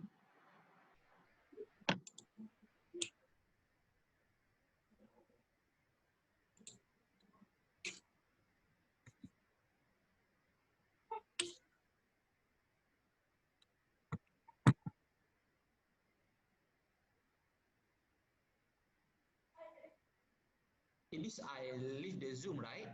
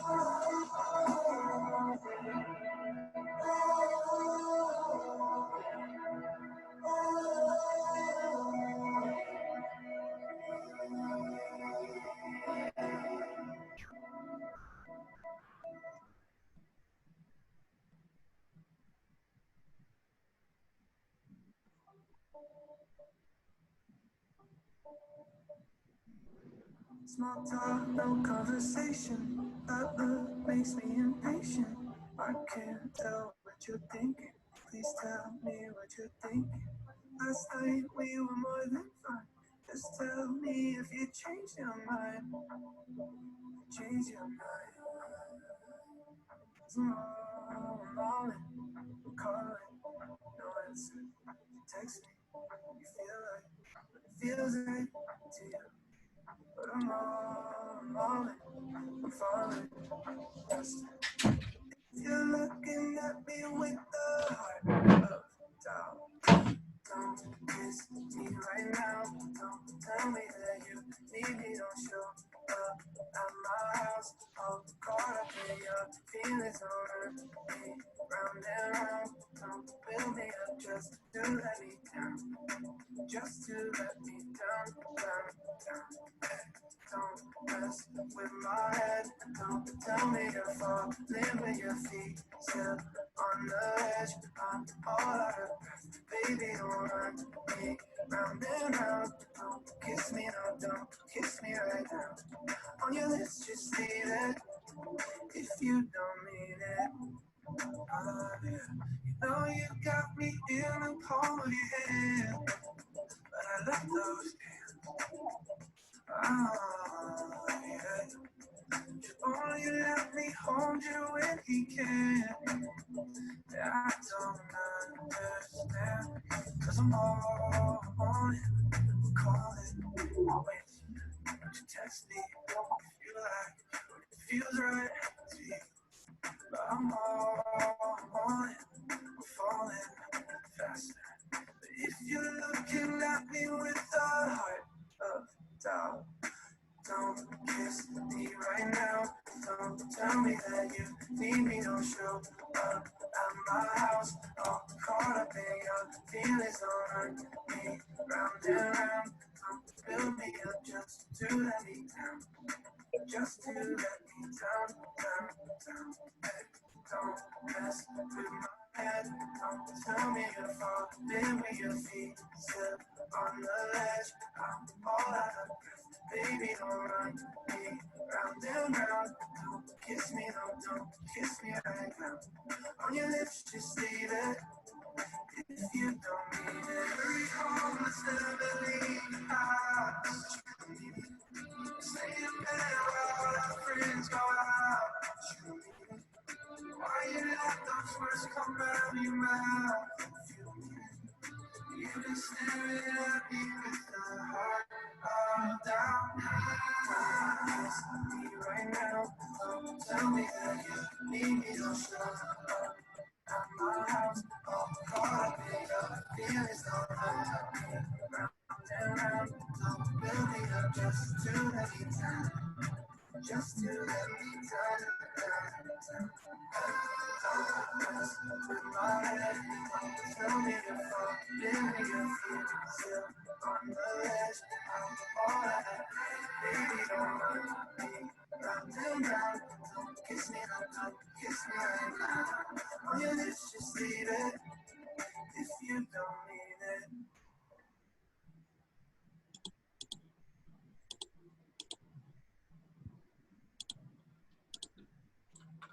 Get ready for new playlists personalized for you with new release mix, your mix, and discover.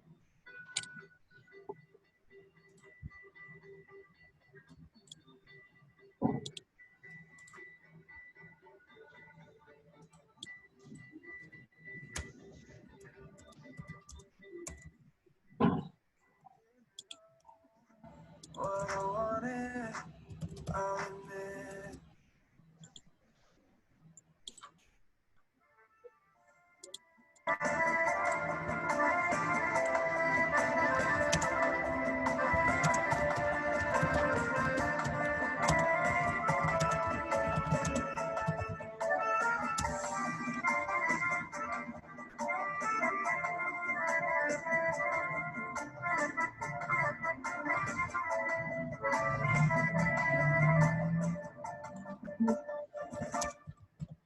Sidara cerita berselendang dan berbayar sepadan kenapa muda memandang indah orangnya di pagi hari mulia kunjungi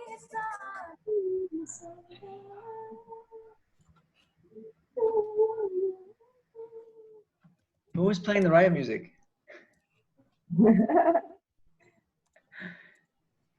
It's going to be a very, very different riot this year, huh? Yep.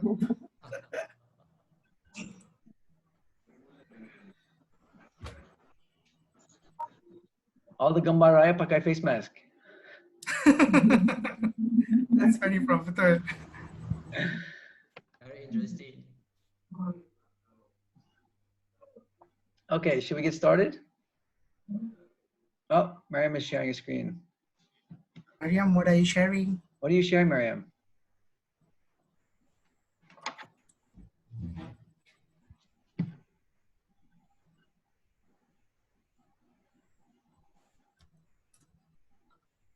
Maybe she doesn't realize she's sharing a screen.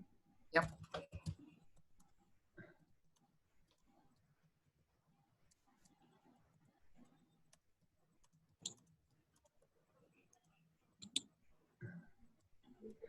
Okay, so let's get started.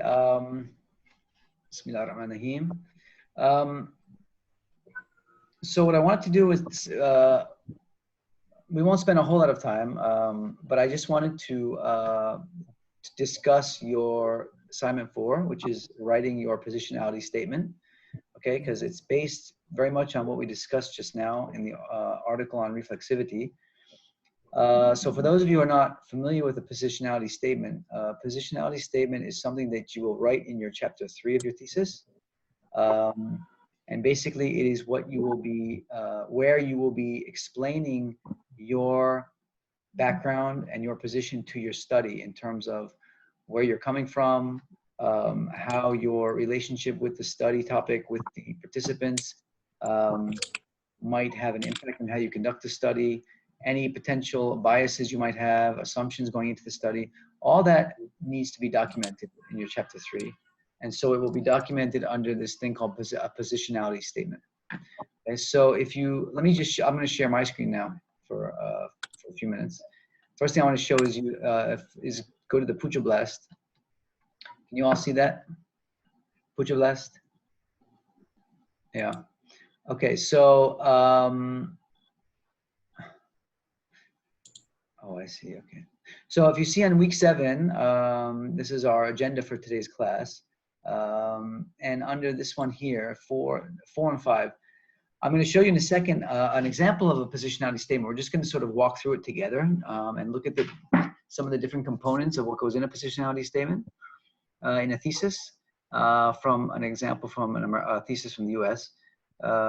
But in here, I also just give a brief overview of what a positionality statement includes. And as it says here, the positionality statement should include your reasons for conducting your study, your personal history with the topic and participants, assumptions resulting from your past related experiences to the study and participants, and how they might affect your carrying out of the study, and how you plan to deal with potential biases. Okay, so some specific elements that might be included: your epistemological and ontological worldview, or where you're coming from in terms of your paradigm, maybe your professional background if it's related to the topic, to the study, your personal background if it's related to the study, a relationship to the topic and participants. Maybe you have some sort of pre-existing relationship to them, what that relationship was like and how it might affect the study. And then something maybe even about the participants that you're going to be including in the study and how you sort of relate to them or how you're different from them, etc. Okay. So anything about you as researcher, as instrument that might impact how the study is carried out. Okay, that's essentially what a positionality statement is all about. It doesn't have to be very long. The one I'm going to show you, and this from this Hodge thesis, is also in the Puja Blast under the course handout section. Okay, I've actually uploaded his example.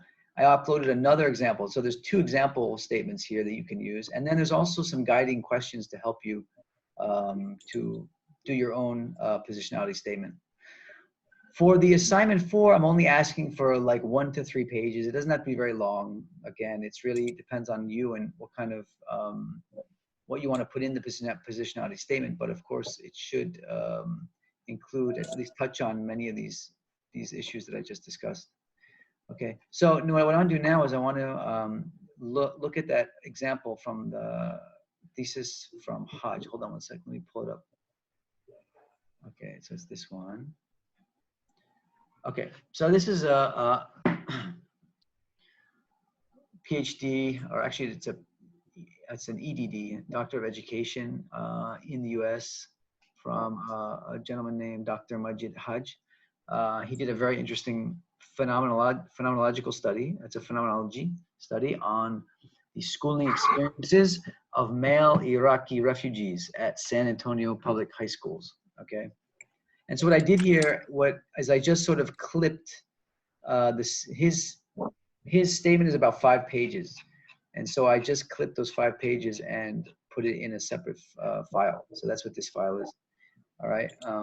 The one that I uploaded up to Putraplast does not have my notes here on the side. If you want them, I can upload this version instead. If you want the notes, this is just some notes I made as I was reading through it. So this will come in chapter 3, as I mentioned, and he titles it "The Researcher: Perspectives and Assumptions, Positionality and Tension." Okay. You can just call it a positionality statement, or researcher's position to the study. You can also call it that. Okay. So here, if I think I'll just read this with you, just so we can go through it together. He talks a lot about in his statement. He talks a lot about his methodology, his phenomenology, his phenomenological approach, and how it relates to his role in the study, his position in the study, etc. Okay, so you don't have to go into that much depth, the level of depth that he goes into in terms of his methodology here, but he really ties it together nicely, as you'll see, I think. Again, just as an example. There's another example I have, as I mentioned, I uploaded another one to Putraplast. There's another example in the article that we read for class. If you remember the article that we read for class on developing the interview guide, in that article, the one that we wrote here at UPM, we have a section in that paper on the researcher's roles in the study or something like that. That's also more or less a positionality statement. So if you want to go back and read that article, you'll see also how we sort of explain our position to the study, why we're doing the study, our relationship to the topic, etc. Okay, so that's another example. So you have at least 3 examples, and you can always find more online if you want. Okay, so anyway, so this one, he starts talking about how, it says here, Hazen Singh noted that qualitative inquiry is a holistic approach that often values subjective meaning of a research problem and context as collaboration between researcher and participant. Creswell stated with an epistemological assumption that knowledge in qualitative studies is known through the subjective experiences of people, and subjective evidence is assembled based on individual views. Okay, so here he's really establishing that qualitative research is a subjective process. All right, so subjectivity in qualitative research is really part of the epistemology of qualitative research. All right, so he's sort of trying to establish that. The qualitative approach to inquiry that I adopted in my research study is transcendental descriptive phenomenology that emphasizes subjectivity and knowledge seeking of the essence of experience of participants. So here you may mention that you're adopting case study, or you're adopting grounded theory, or you're adopting a generic qualitative approach that is by nature subjective, etc., etc. Okay. And then he says, in addition, phenomenologically, a relationship exists between subjective and objective reality. The objective is the manifest presence of what appears and can be recognized only subjectively by the person who perceives it. Okay.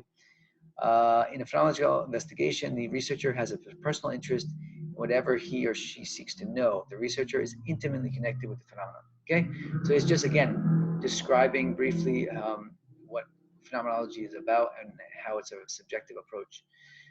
Grounded in the aforementioned premises, we conclude that subjective knowledge and subjectivity are at the heart of the qualitative phenomenological investigation. The nature of qualitative research sets the researcher. Now here he goes into the researcher as instrument. He says, the nature of qualitative research sets the researcher as the data collection instrument. It is reasonable to expect that the researcher's beliefs, political stance, cultural background, gender, race, etc., are important factors that may affect the research process. Okay, now he begins to talk about his own position. He says, I share the Arab Middle Eastern culture with my research participants. I share the cultural capital of language, religion, and system of values and beliefs.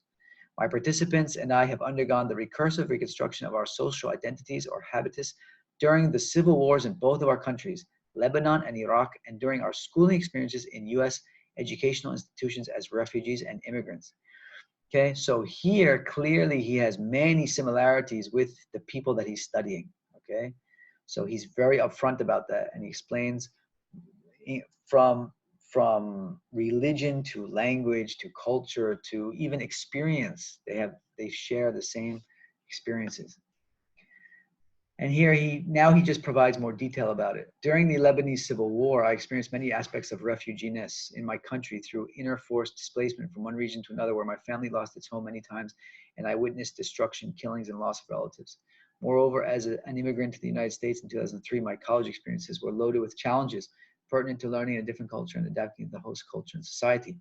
I, as a researcher, am intimately connected with the phenomenon of schooling experiences of Iraqi refugees and San Antonio public high schools. So he's very upfront about it. I am intimately connected with this phenomenon, okay? There's no secrets, there's nothing to hide. I'm not trying to be incognito. This is just the way it is, okay? This is transparency. This is the importance of this part of the study. I convey the importance of the intersubjective, particularly in connection with self-insights and subjective perceptions of what is real.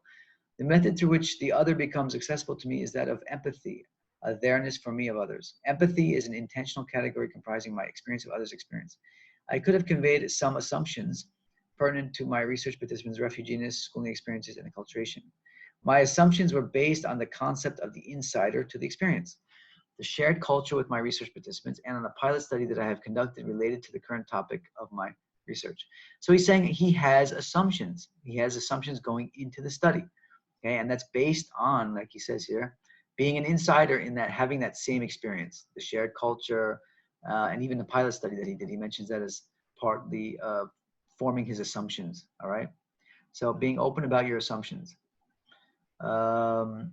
Now he's going to talk about potential sources of bias. So he says, the concept of self as research instrument reflects the likelihood that the researcher's own subjectivity and expression of voice will come to bear on the research project and any subsequent reporting of findings, okay? My voice bore on the project, both in part and whole.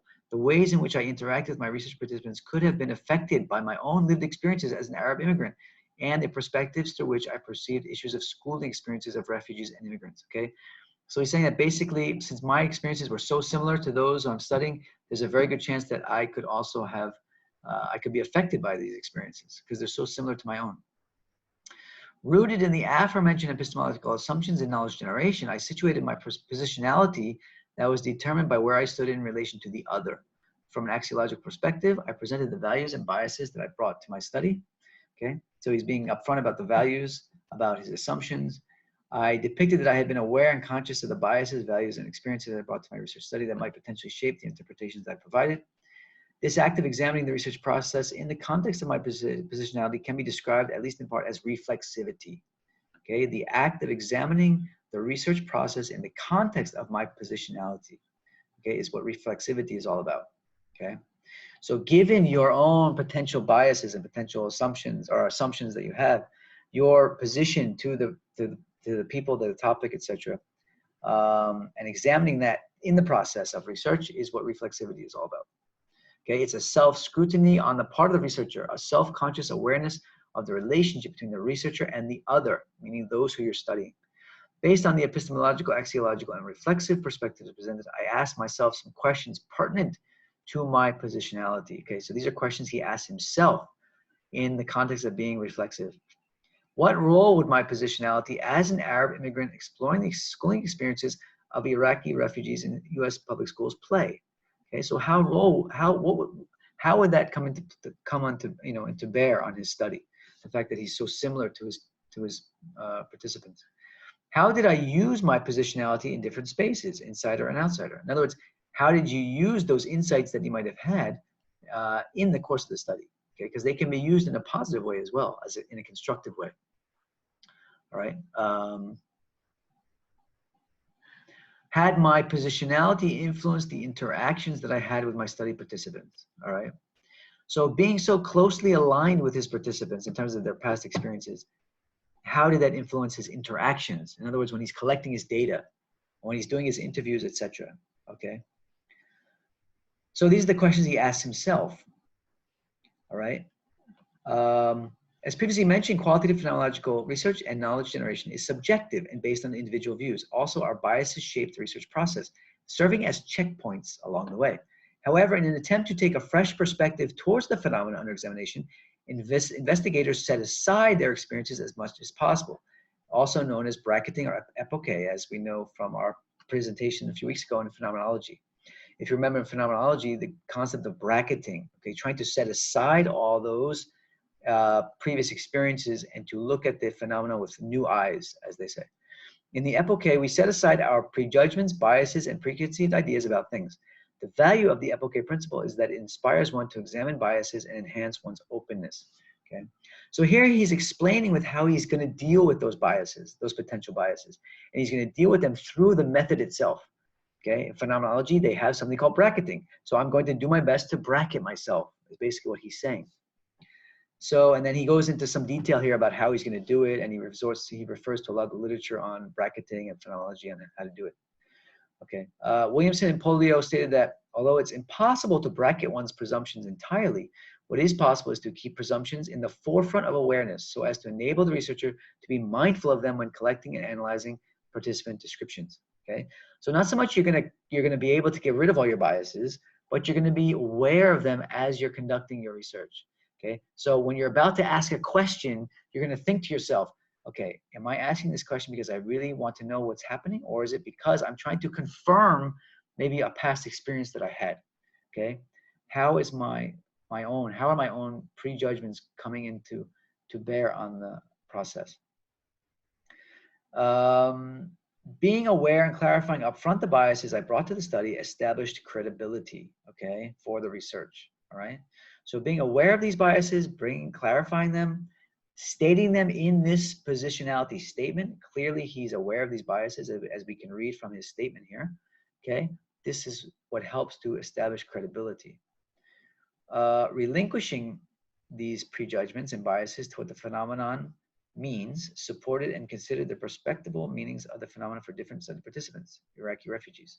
Okay. Moreover, everything was perceived freshly as if for the first time.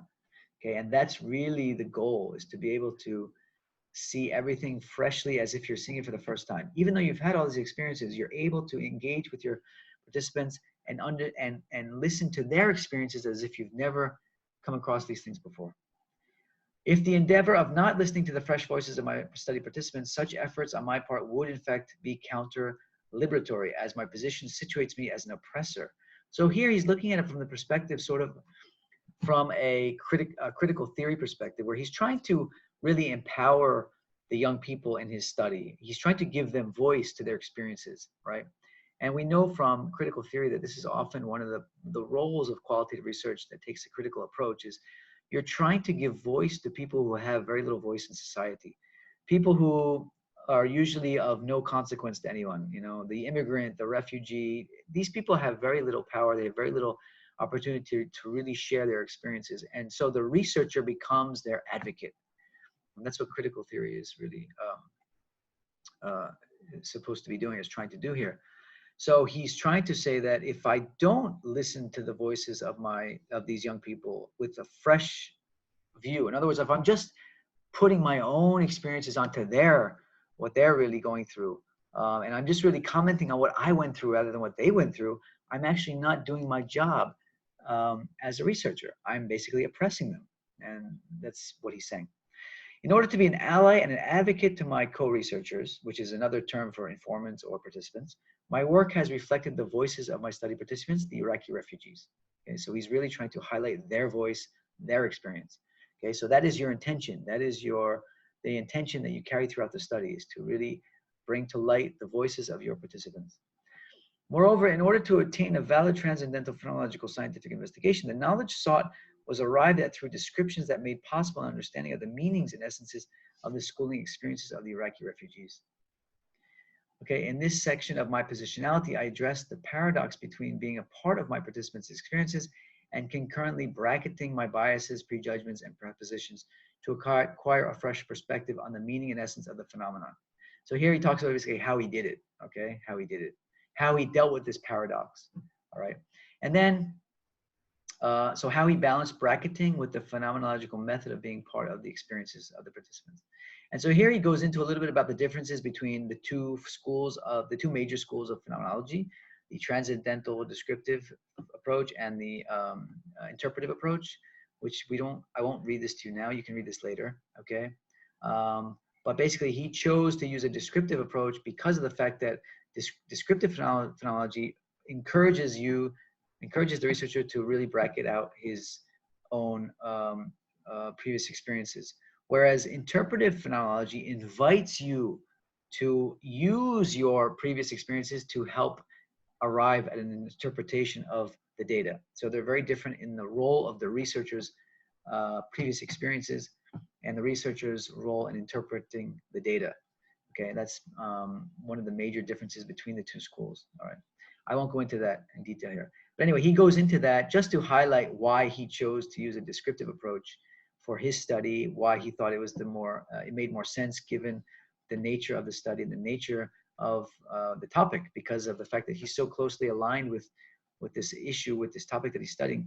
He thought that descriptive phenomenology would be a better choice because it encourages that bracketing to ensure that he would not be oppressing his respondents with his own views and his own previous experiences. All right. Let's see. So yeah, so the rest of this, he sort of goes into that. He dedicates the rest of the statement to that, showing that difference between the two.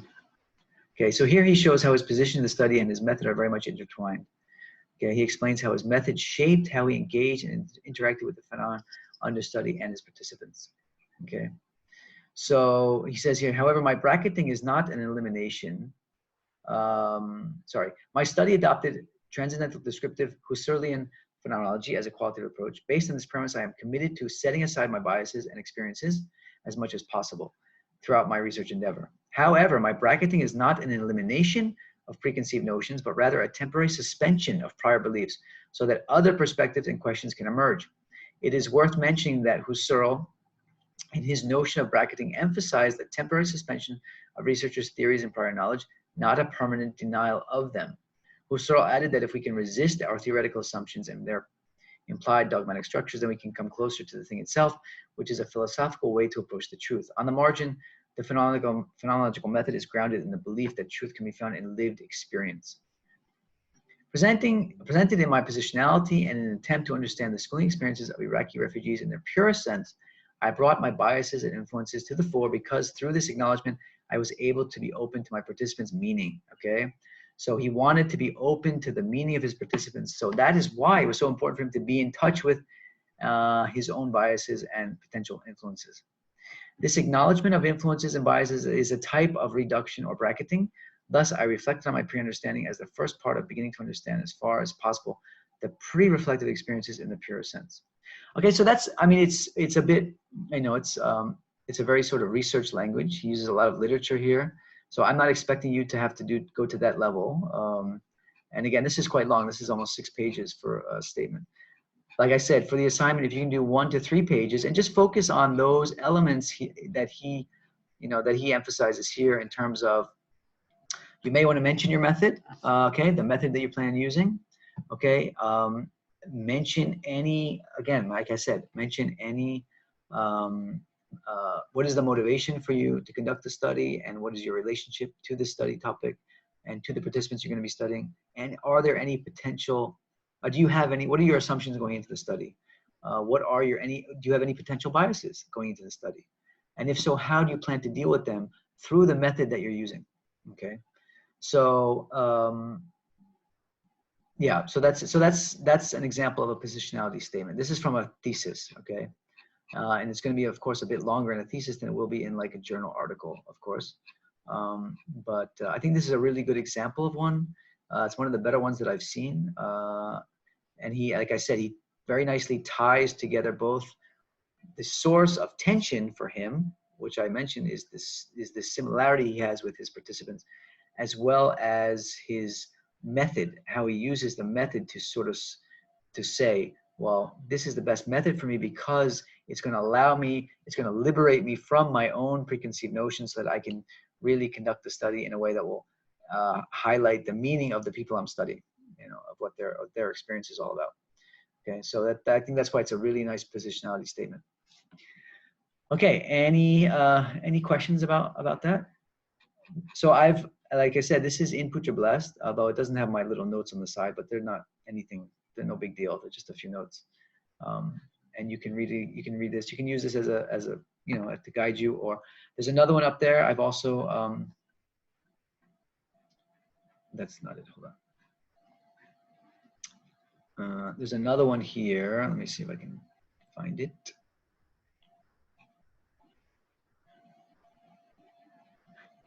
Is it not open? Hold on a sec.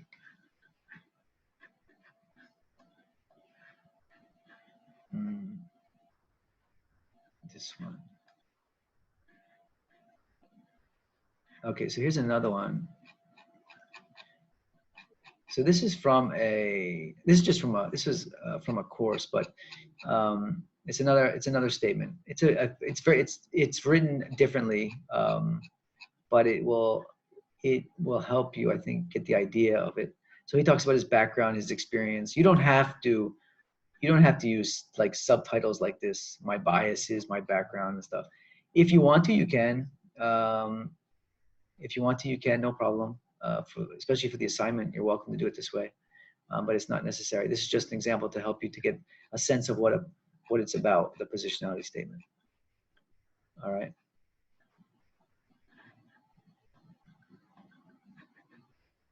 All right.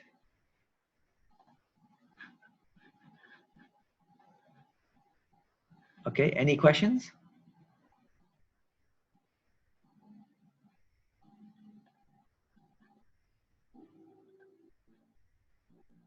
Prof. Yeah. Okay, I have questions from some of the friends. Normally, where we put this positionality statement in our thesis? Yeah, good question. So this is definitely in chapter 3, and it's going to come rather early. Most likely after so you'll first talk about you may have a section on your research paradigm, and then your study design. You'll mention about whatever method you're going to use, case study, phenomenology, or generic qualitative research. So usually it will come after that. It'll follow that. It should come towards the earlier part of the chapter. Don't save it to the end. Because again, it's, as you can see, like, at least in the way he wrote his, it is tied to the method, right? It is tied to the method. So usually it'll come after you introduce your research design, the method that you're going to use, and then you'll discuss how you as the instrument, where you're coming from and how it relates to the method you're using. Okay. Other questions? I can't see I don't know why I cannot see the chat. Oh, wait a minute, here again. Okay, now I can. Got it. Let's see, are there any questions? Let's see. Prof, is it okay to use I or we when referring to ourselves in position? Yeah, I mean, you should. It's funny, in qualitative research, it's totally okay and very common to use I, first person. But in UPM, there's some people that are a bit conservative and they don't like it. So to be on the safe side, we often tell our students to just refer to yourself as the researcher, just so you don't get hassled about it during your Viva. There are some people that have had that experience. So probably best just to use the researcher, although it's, even throughout your chapter 3, it's quite normal in a qualitative study to use I, first person. Okay, thanks. So as I referred to some thesis, instead of using I, we, the student used the writer to present herself. Oh, okay. Yeah, I hope I just answered your question, Mariam. I would just use the researcher, again, just to play it safe. If you want to be daring and try to use I, first person, go ahead. I encourage it, but you may get some reverb from your committee.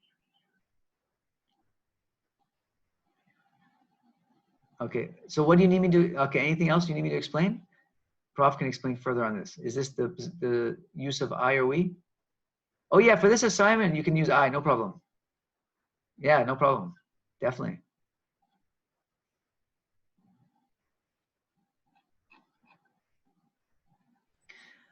Okay, I read a few theses from the UK. They have motivation and rationale of the study in chapter 1. Very long one, sometimes 2 to 5 pages. Is this not the same? Well, it's not the same.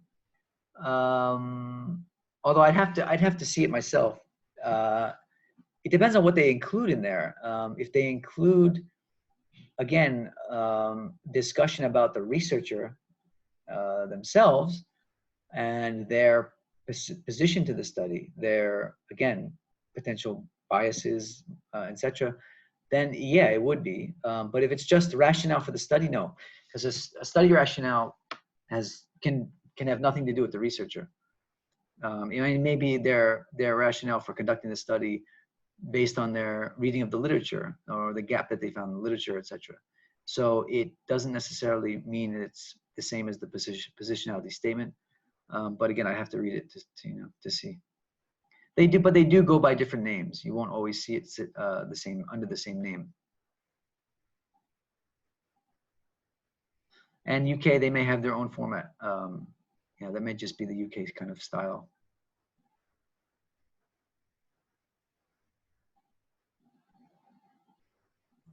Anything else? Any other questions? Prof, sorry. Yeah. Referring back to Nadira's questions on observation. So she asked on her situation is like this. She has interviewed several informants. Okay. So in her research, she intended to do observations towards them. But unfortunately, not every informant agree upon the observation part. So how do we deal about it? Well, yeah, I mean, is she using anything else other than observation? Interview. She started with interview, and then she wanted to support it with observation. Yeah. Yeah, it's not a requirement that she has to observe everybody, that she has to observe all the people that she interviewed. It's not. Again, you would handle it like you would anything else. You would look for saturation. So in your triangulation with the interviews, you would try to arrive at a saturation point, right? So that may only come with, you know, maybe just after 2 or 3 or 4 maybe observations, observing 3 or 4 participants, maybe that, you know, that saturation may come. But it depends. I mean, if she's finding a lot of new things coming out of these observations, then she may have to rethink, you know, what she's going to do. She may want to add new participants, for example. You know, it really depends on what kind of findings she's getting at that point. So it's hard. It's really a hard question to say one way or another. But it doesn't necessarily mean she has to, you know, observe all those that she interviewed. It really depends on the data, on the analysis, and whether those observations are enough to reach saturation. Qualitative research is almost never about a number. Like I can never say 8, 10. So you have 8 interviews. That means you do 8 observations. It's never about numbers. It's always about not sample size. It's about sampling adequacy. Is the sample adequate to answer the research questions? And that's always about, you know, whether you've reached that point of saturation. So yeah, I hope that answers the question.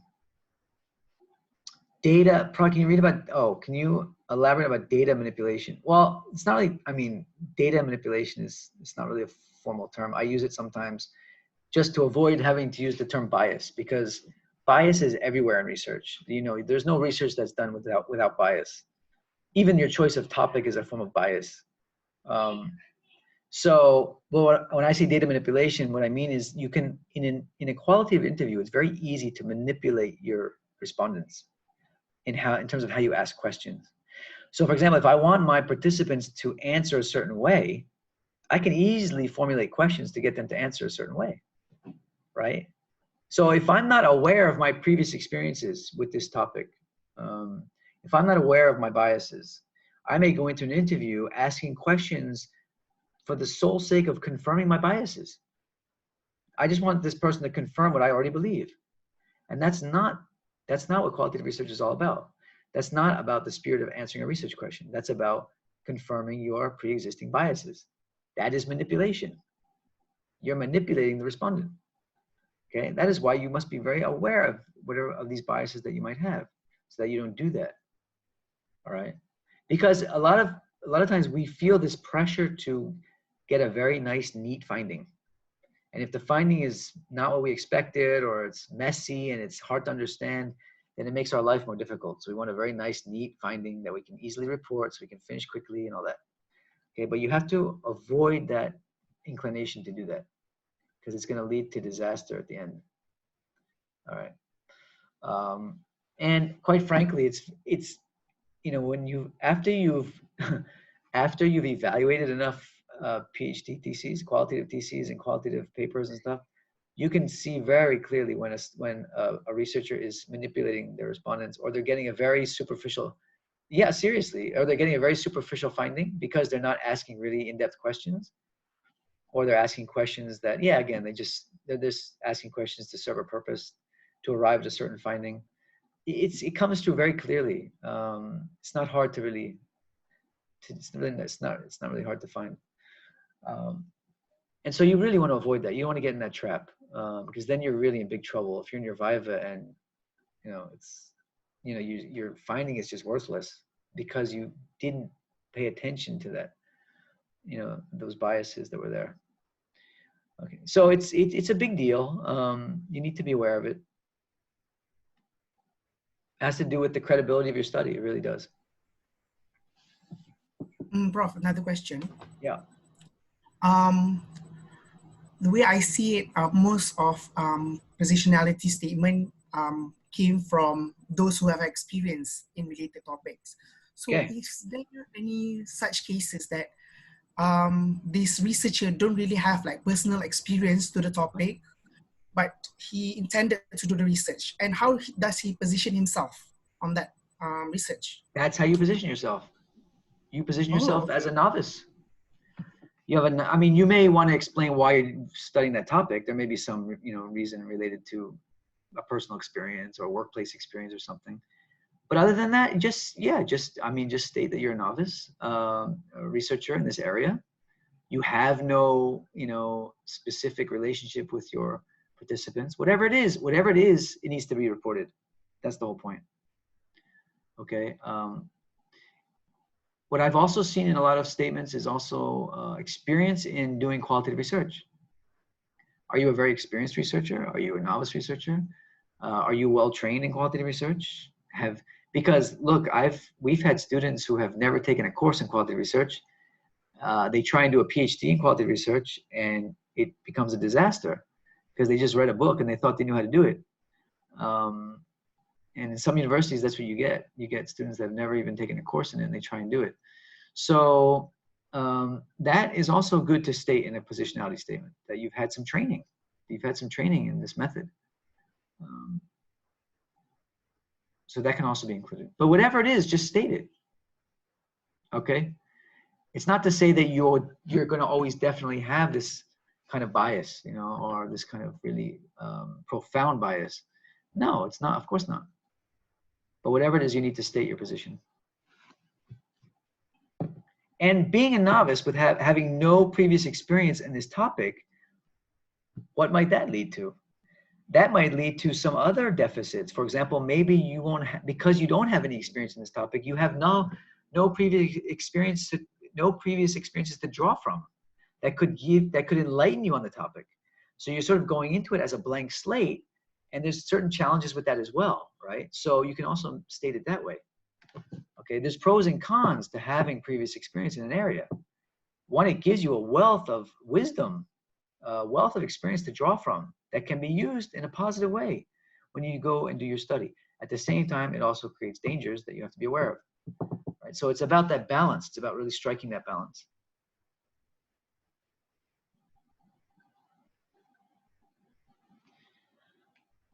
All right, so I know we're getting close to Buka Puasa. Everyone is probably a bit tired and hard to concentrate now, I know, especially since it's online. Inshallah, hopefully we'll all be together soon in the classroom.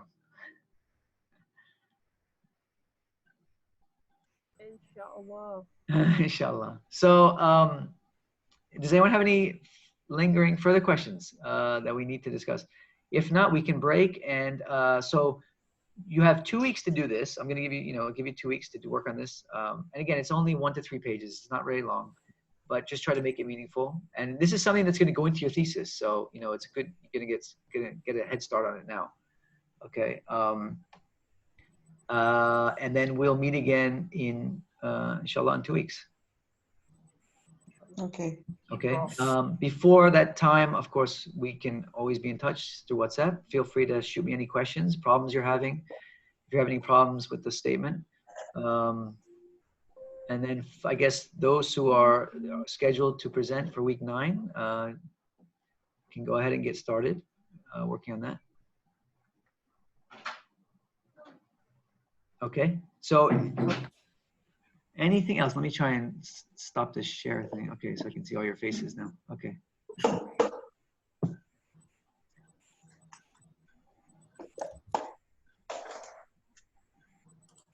All right, Ibrahim, give a big thumbs up. Thank you, Ibrahim. You're using the thumbs up. You do that. All right. Reactions. If you go to reactions, Oh, okay. there's a big thumbs up there. Yeah.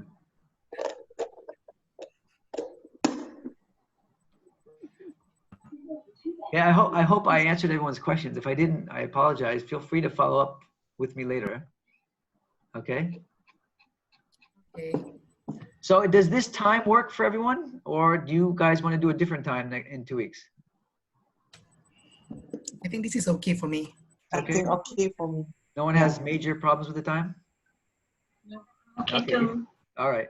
Again, it's being recorded, so I'm gonna upload it and I'll send the link to the YouTube. So if you want to refer back, you can just refer back to it by accessing YouTube. All right.